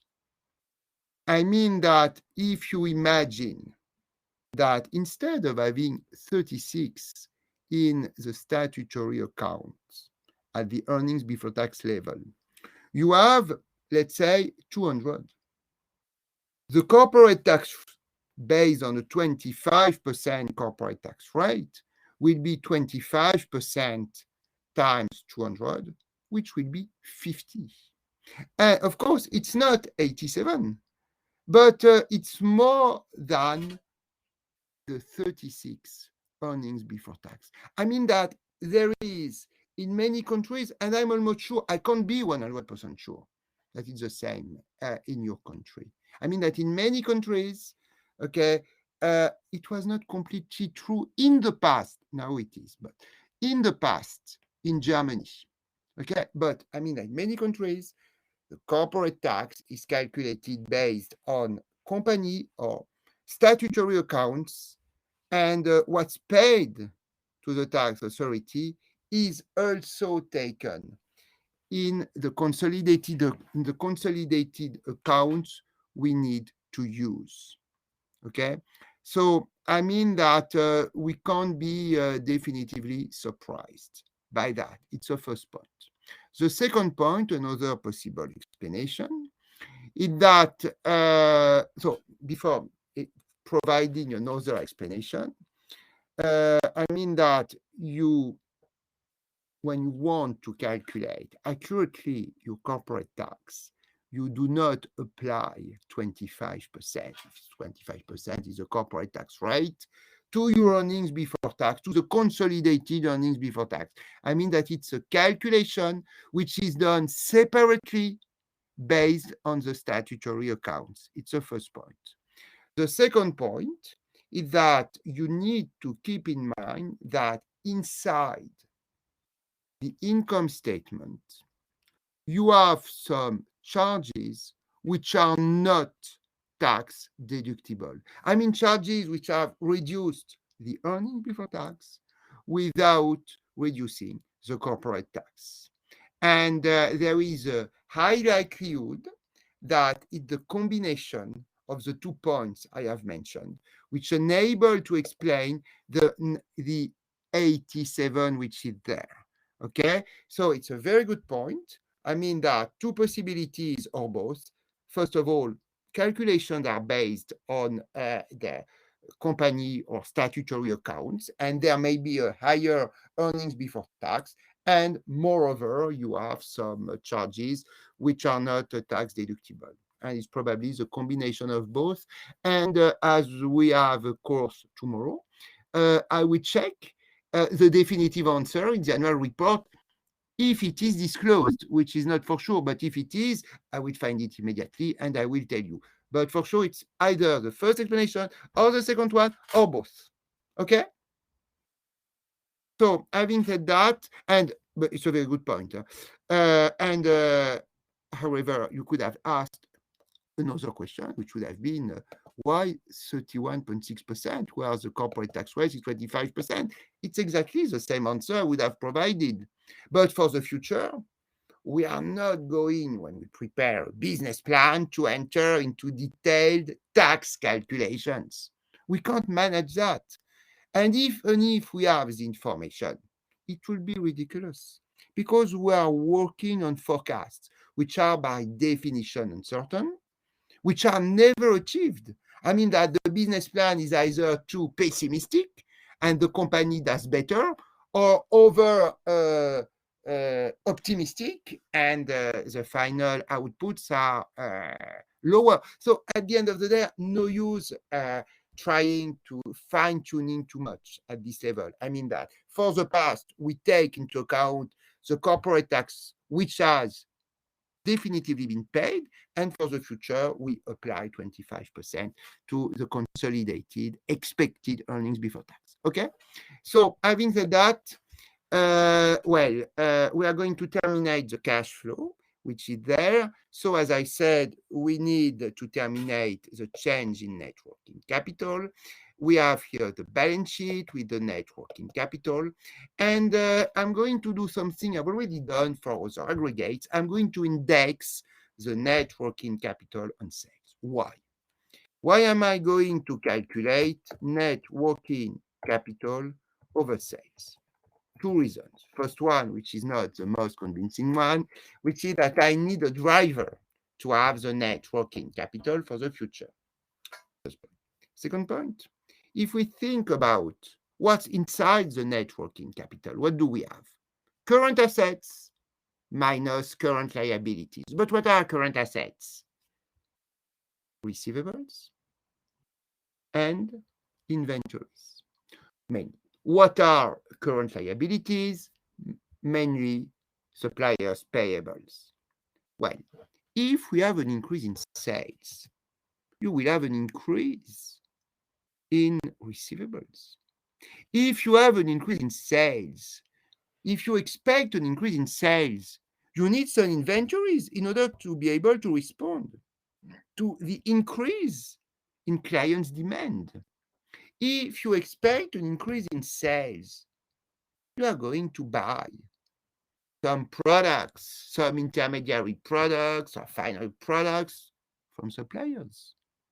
And then you will have an increase in suppliers' payables, which means that all the components of the net working capital, current assets or current liabilities, depend on the level of sales, assuming, of course, a stability in the delay of payments of clients instead of stability in the delay of payments of suppliers, and a stability in terms of the turnover of inventories. So I mean that we can say that the ratio between net working capital and sales, as calculated for the only year for which we have the net working capital, namely 2020, is flat.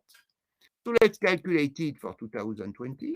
We have the net working capital 6,295 over sales on the very top 5,595, you see, and you get 1.14. I do not need so many figures after the point.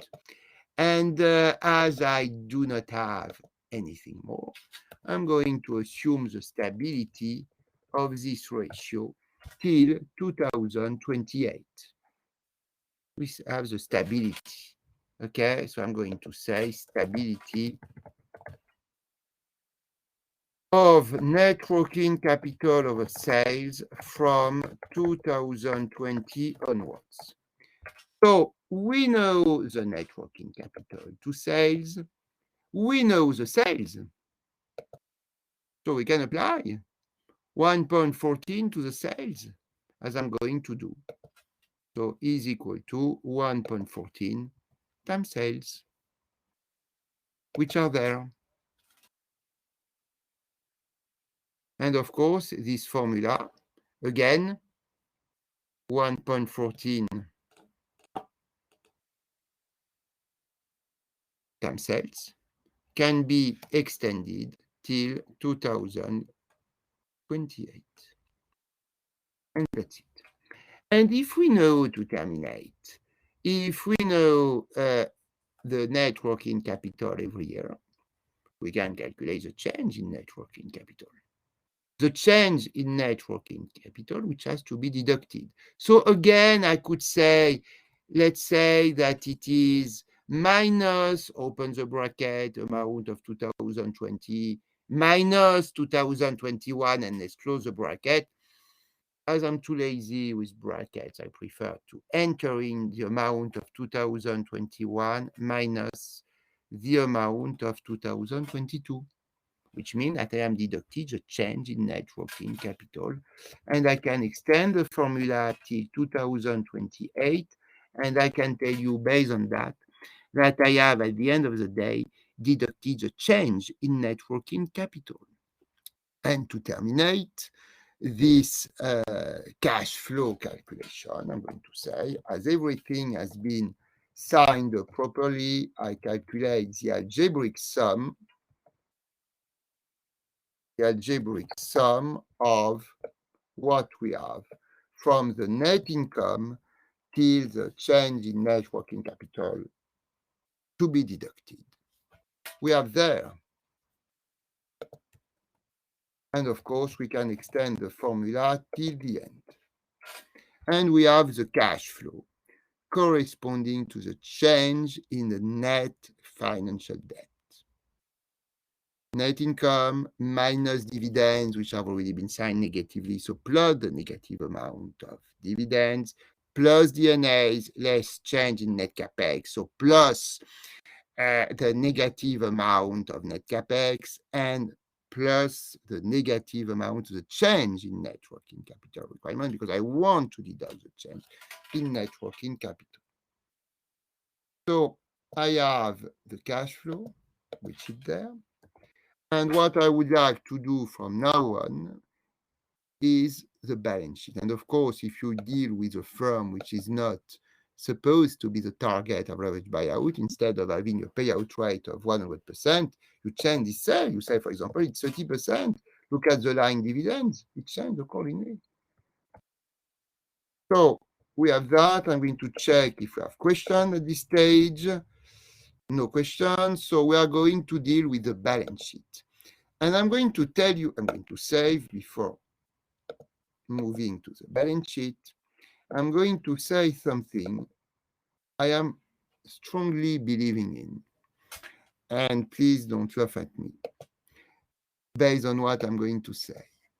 But I have to tell you that, according to me, it's probably one of the most important things I can explain to you outside the context of the leverage buyout structuring. I mean that you are all here in a finance courses. I mean that you've studied many things with Professor Alain Chevalier, with other professors, with a friend of mine, who is Christophe Moussu. I mean that you've studied many things in finance. And I understand, based on what Alain described to me, based on what Christophe has described to me, that you've studied many very important things for finance. But I have to say, from a professional point of view, that you can master all what's been explained to you if you can't present a balanced balance sheet. You do not exist in finance. I mean that it's very important if you want to prepare this evaluation to know what the free cash flow is, what the terminal value is, what the WACC, the weighted average cost of capital is, what the financial theory is. Of course, they are very advanced topics in finance. But basically, if you apply that without being able to present a balanced balance sheet, from a professional point of view, you do not exist in finance. I want to explain to you now.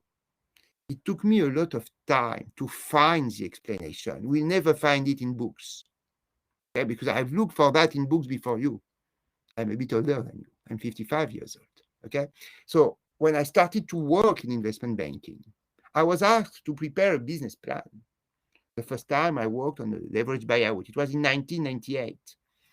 And I didn't know how to have a balanced balance sheet.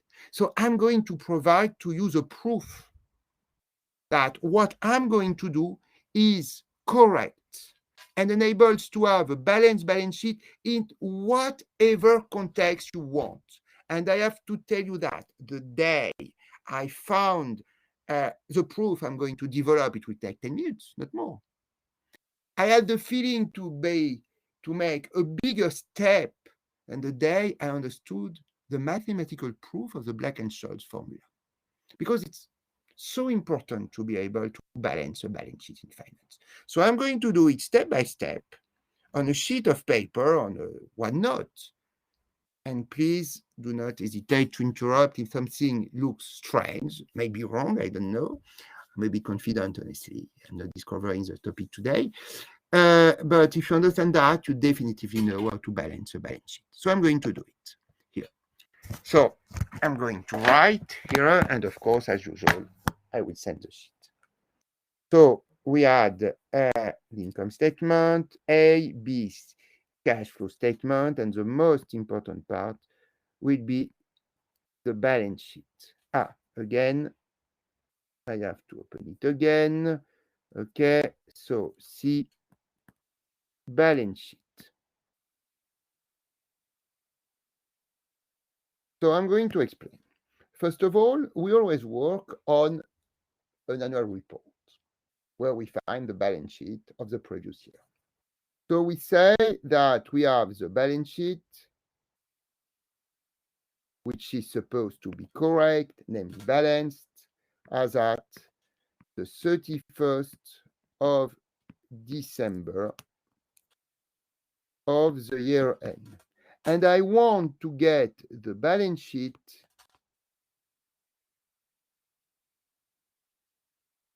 as at the 31st of December of the year n plus 1.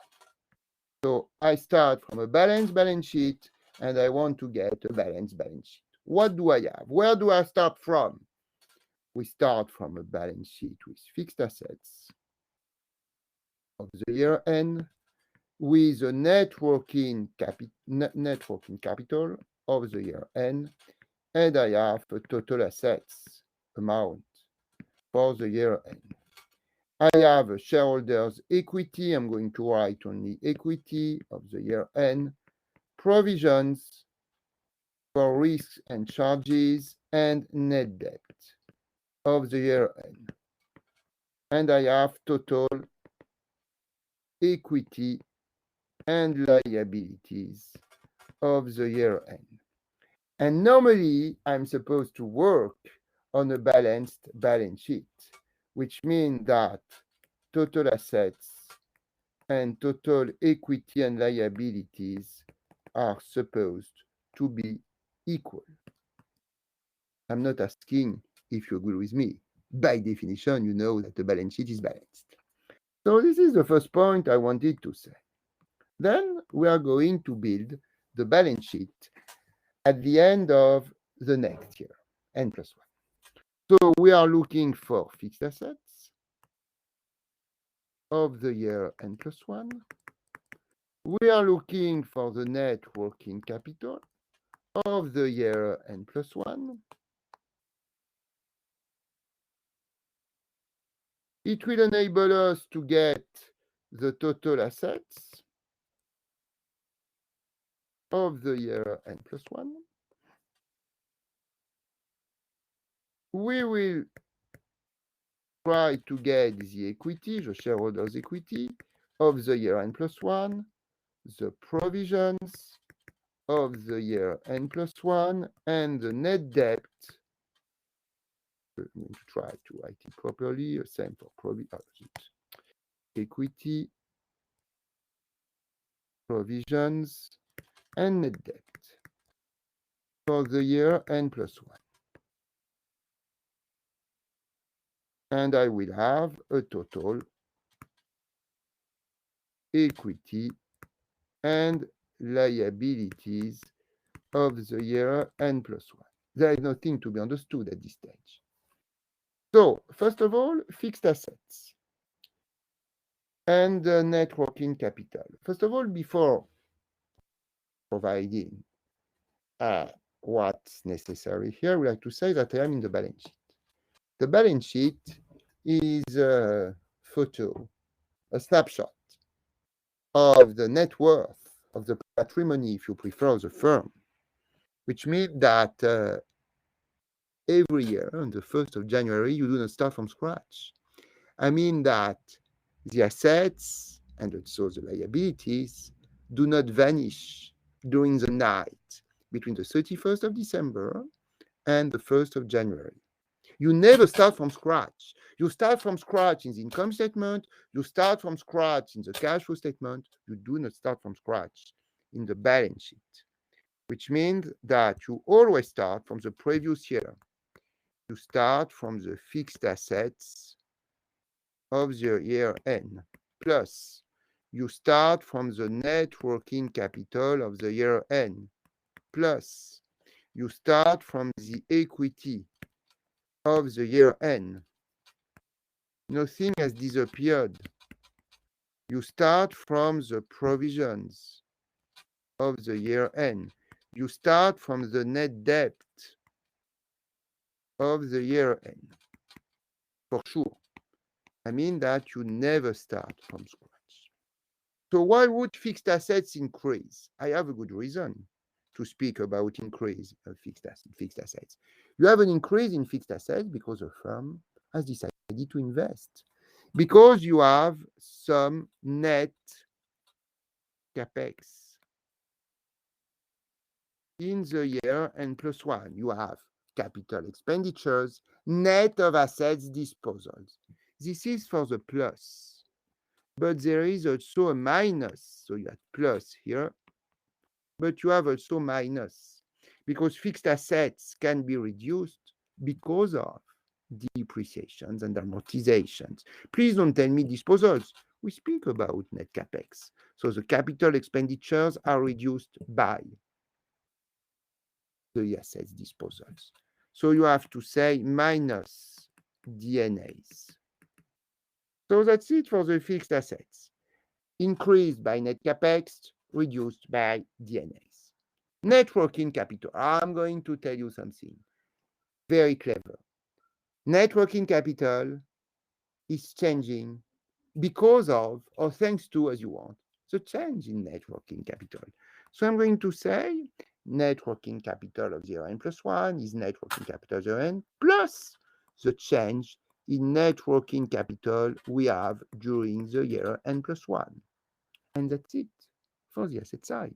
And I'm going to add the two lines, but I'm going to try to do it a bit cleverly. I mean that I'm going to put some red, and I'm going to say we can add these two ones. Fixed assets plus net working capital of the year N. And we know that fixed assets plus net working capital of the year N is total assets N. And I'm going to copy and paste the remaining aggregates, namely plus the net capex of the year N plus 1, less the DNAs of the year N plus 1, plus the change in net working capital of the year N plus 1, and I can't do anything else on the asset side. That's it for the asset side. Now for the right side of the balance sheet, equity and liabilities. Why would equity increase in the year N plus 1? Because there have been some retained earnings. But if you increase your retained earnings, it means that you've had a net income generated in the year N plus 1, and in N plus 1, you've decided to pay out a dividend based on the previous year, but a dividend which is paid out in N plus 1. That's it. Provisions, I'm not going to start to say that provisions are increasing every year. I can say in 2021, well, in 2022, we have an increase in provision by 120. And in 2023, we will have an increase for a consideration of 80. Because if I do that, if I write down in my business plan regarding the forecasted balance sheet, an increase in provision for consideration of 120 in 2022, an increase in provisions for consideration of 80 in 2023, it means that in 2021, I am aware of risks regarding future situations for a consideration of 200.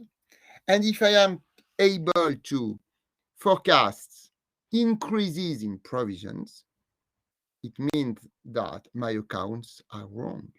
I mean that all the identified potential risks should already be booked as provisions at the end of the year N. So I mean that if I am forecasting increases in provisions in my forecasted balance sheet, I implicitly recognize that the balance sheet is wrong. Of course, ex post, at the end of 2022, then at the end of 2023, and so on, I will realize some risks which were not identified when I prepared the business plan.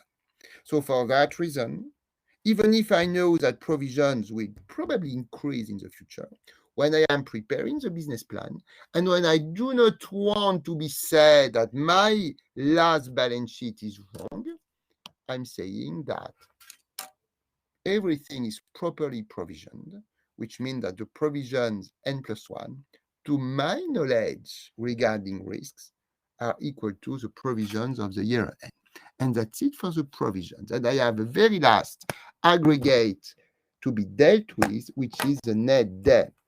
But I have to remind you that we've calculated the cash flow here as a change in net debt. I mean that this cash flow enables to reduce the net debt. So I'm going to say that the net debt of the year N is reduced by the cash flow. What is the cash flow? What's here? Net income of the year N plus 1 plus the DNAs of the year N plus 1 less the net capex of the year N plus 1 less the change, I'm going to write more properly, but it is correct, less the change in net working capital of the year N plus 1, and to terminate, less the dividends paid in N plus 1.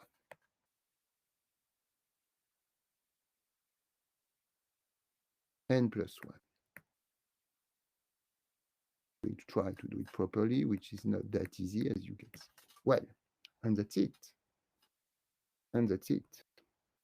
And now I'm going to sum all what we have written down here, and you will see the proof I wanted to present. So again, I'm going to do that a bit cleverly. I'm going to add equity n plus provisions n plus net debt n, corresponding to that, which is equal to, as you can see, total equity and liabilities of the year end. But I have already anticipated what I would need to terminate the evidence, namely the fact that the initial balance sheet at the end of the year end is balanced, which means that the total equity and liabilities is equal to total assets. It's the same of the year end. You can see that. And then I'm going to terminate, and I would like to tell you that, first of all, look, net income minus net income. This disappears. Plus net income minus net income. This disappears. Look what we have there. Minus dividends, minus times minus dividends, plus dividends. Dividends also disappear in the sum. So what do I have to do now? I'm going to copy and paste what's not disappeared. So what do we have? We have minus net capex, which means plus net capex of the year n plus 1. We also have minus plus DNAs, which means minus DNAs n plus 1. And the very last aggregate, which has not vanished, and we will account for, is minus change in net working capital, which means plus change in net working capital. And what you can see is that total assets and total equity and liabilities at the end of the year n plus 1 are equal, which means that you have what we are used to naming a recurring proof. I started from a balanced balance sheet, the assumption. And based on that, we found with the appropriate changes, aggregate by aggregate, that at the end of the next year, the balance sheet is also balanced. So I don't know if you have questions on that. Of course, it will be sent to you. I will also send to you, or put on Canva, of course, the same written down very properly. I probably that somewhere. And if I do not have it, I will tape it. But I'm sure I have it because I am used to presenting it at HEC. But before doing that with figures, I would like to check whether you have questions on that. No question? Because if you have understood, I hope it's the case, how it works with letters, it will be very basic for you with figures. It's always easier with figures. But if you understood with letters, you will have no issue with figures. So I'm going to do it. I can't see any question. I'm still having thanks. Thank you, Prof. So you can go on, I think. So let's do it. So it's going to be very comfortable for you to see on the one hand what I've written down and the business plan, but I remember what I wrote down, so I'm going to remind you what I've done. Fixed assets, so I'm showing a step by step. Fixed assets, I start from the previous year, I add the capex, I deduct the DNAs. Okay, so I start from the last year. First of all, I start from the, sorry, I should have, if I building 2021, also put the situation in 2021. Otherwise, I would have a problem. So fixed assets, I start from the previous year. I have to add the capex. I know that I have to add, but I am entering minus because capex in a cash flow statement are signed negatively. So if I want to add back the amount of capex, I have to put minus. minus 307 is plus, and minus the DNAs, which are just above. We do not need to go back to the into the income statement. Everything which is necessary is in the cash flow statement. That's it. And I can extend in the end. And again, it takes the amount of the previous year. We are never starting from scratch in the balance sheet. So we start from the column C. We add the net capex, which are signed negatively in the cash flow statement. So minus 107 and minus the DNAs. We have a formula for the total of the balance sheet. We can extend till 2028. And that's it for the asset side. For the other side of the balance sheet,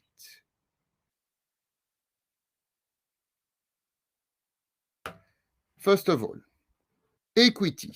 So I've said that the equity is increased by, so first of all, I do not start from scratch. I always start from the equity of the previous year.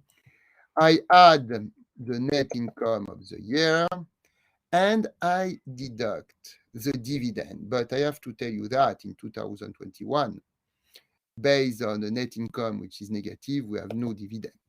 Okay, so I'm going to say we start from that. We add the net income and we add the negative amount of dividends in a cash flow statement, 0 if there has been a loss in the previous year. And I can extend.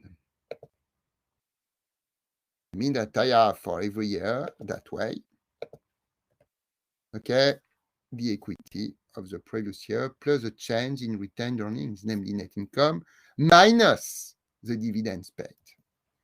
Provisions, I do not want to show that I know risks and I've forgotten to book them, because it would mean that I know that my accounts are wrong. Of course, here we are speaking about listed firms, the accounts of which are by definition correct. So it's always 163. And of course, we are going to extend the formula for the total of the balance sheet.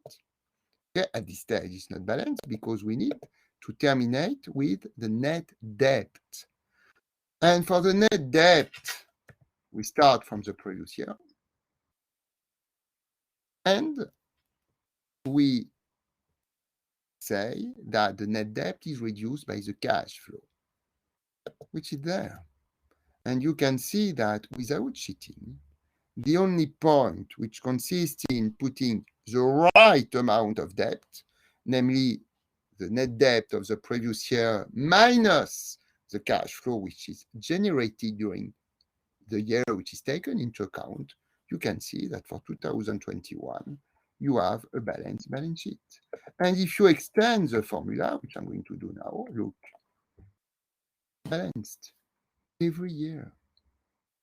Okay? And I can tell you by experience that the day when you can do that in an investment bank, for example, or wherever you want, or inside the financial division of a corporate entity or financial institution, the day you can do that, you are the person which can be trusted, because it means that you can present a balanced balance sheet for many years. To tell you the truth, I worked in 2001, if I'm correct, or 2000, I don't remember exactly, on the privatization of EDF, okay, distribution of electricity in France, okay, which are the monopolistic position.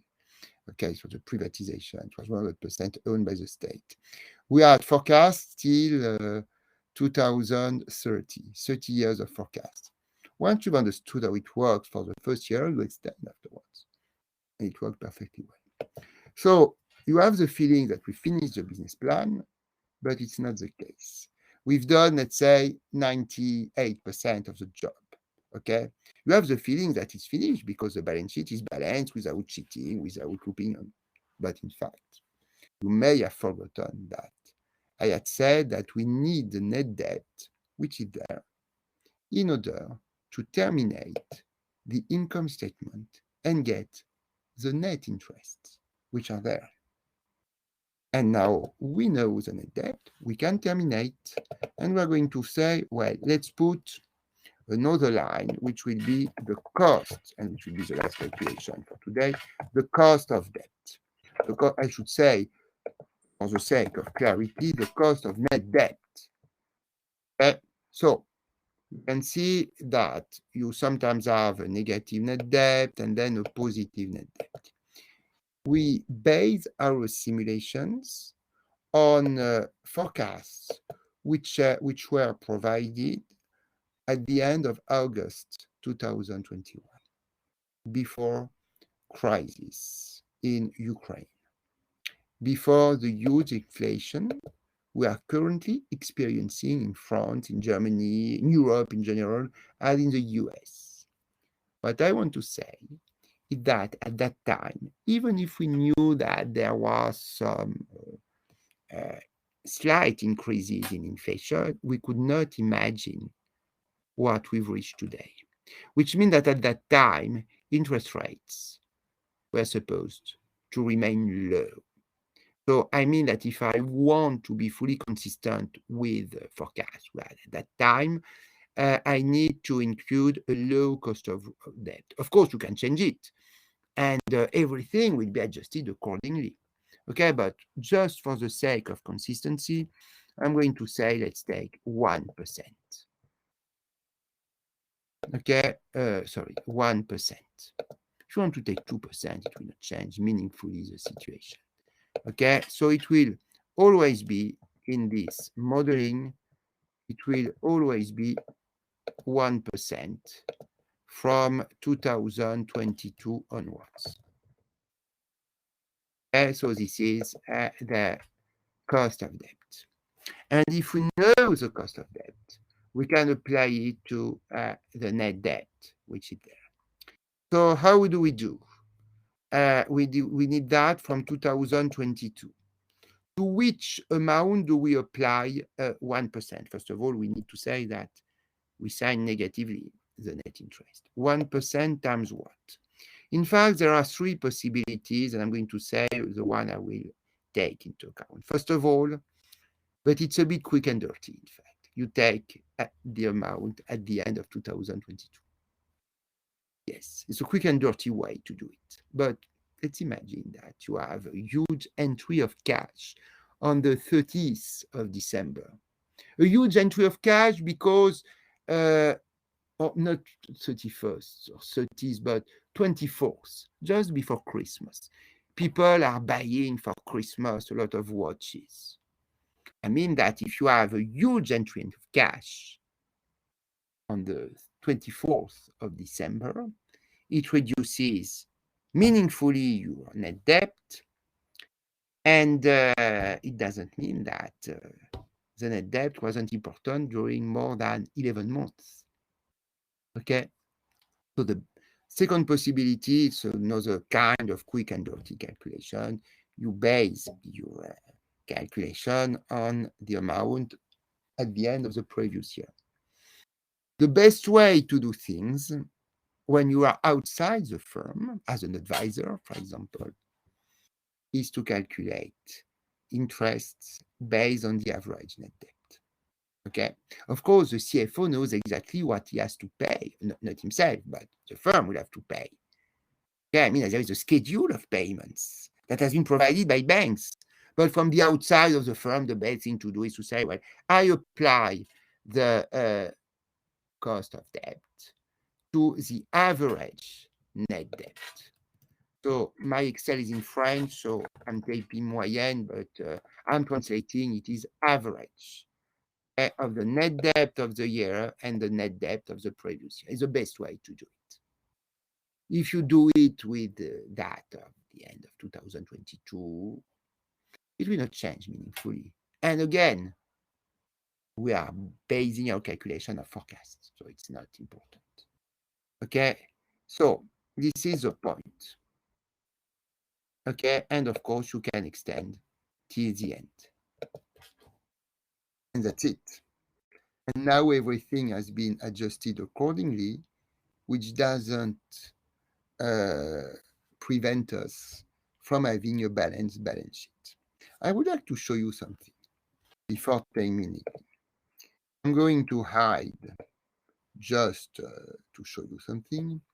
I would like to hide these lines. Okay. Sorry. I'm going.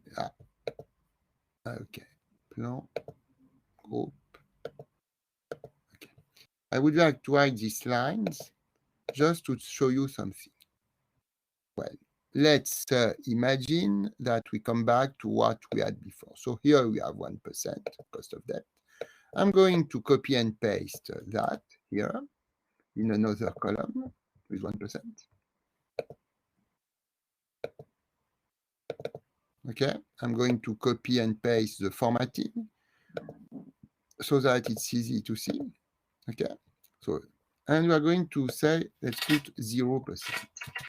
Let's forget for a few seconds the interests.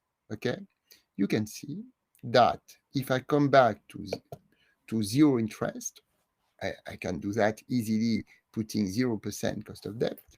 You can see that the total of the balance sheet is unchanged. Here you have 1%, here you have 0%. Why is it unchanged? Two explanations. First of all, the balance sheet is balanced by definition for a balance sheet. Right. If we change the cost of debt, it has no impact on the net book value of fixed assets. I mean that it's not because you change the cost of debt that the book value, the net book value of intangible assets, tangible assets, investments are changed. If we change the cost of debt, there is no reason why the net working capital would change. I mean that the cost of debt, the financial structure, except if you want to include the Modigliani and Miller theory, has no impact on the book values, which are there. First point. Second point. If the balance sheet is balanced, and if the total assets is unchanged, there is no reason why the total equity and liabilities would change, and it is the case. But there is a change. Yes, there is a change. I mean that you can see that the equity, if you have 0%, is higher, 12,149 instead of 12,133. And the debt, the net debt, 2,185 instead of 2,200 is lower. I mean that I can calculate the discrepancy. Look, between these two amounts, you can see that you have minus 15 here. And here you have plus 15. I mean that between these two lines, equity and net debt, it's balanced. We're not surprised. I mean that if we decide to increase from 0% to 1% the cost of debt, you increase the financial interest, the net financial interests. If you increase your net financial interest, you decrease your net income, and therefore your equity by 15. But this amount of interest has to be paid. And it has to be paid. You increase your net debt. So I mean that there is no reason why the total assets would change. It's not because you change the cost of debt that you change the book value, the net book value of fixed asset and the net book values of net working capital. First point. Second point, as the balance sheet is balanced, as you do not change the total assets, you do not change the total equity and liabilities, but you decrease your equity because you pay interests. So you decrease your net income and therefore your equity. And moreover, as you have to pay these interests, you increase your net debt. Either you say, I'm going to pay them, so it's a debt towards the bank or bondholders, or you've already paid it, so you've already reduced your cash. So if you already reduce your cash, you've increased your net debt.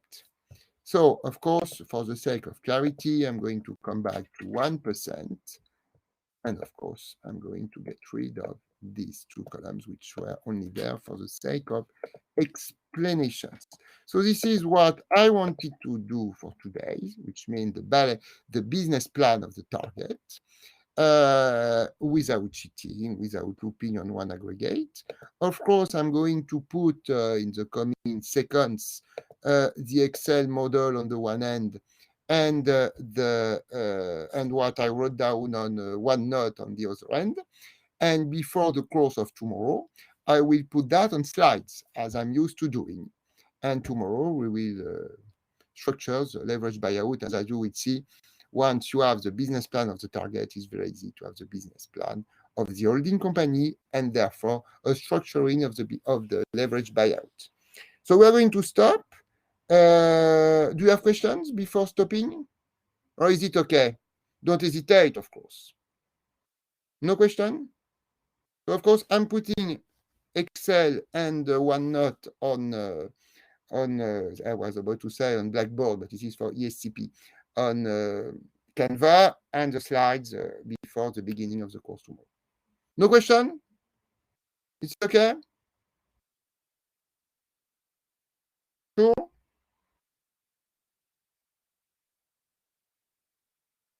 So if there is no question, I'm going to tell you good evening because I understand it's late for you. For me, it's only 5 p.m., but for you, it's meaningfully later. So have a good evening and a good night, and see you tomorrow at the same time. Bye-bye.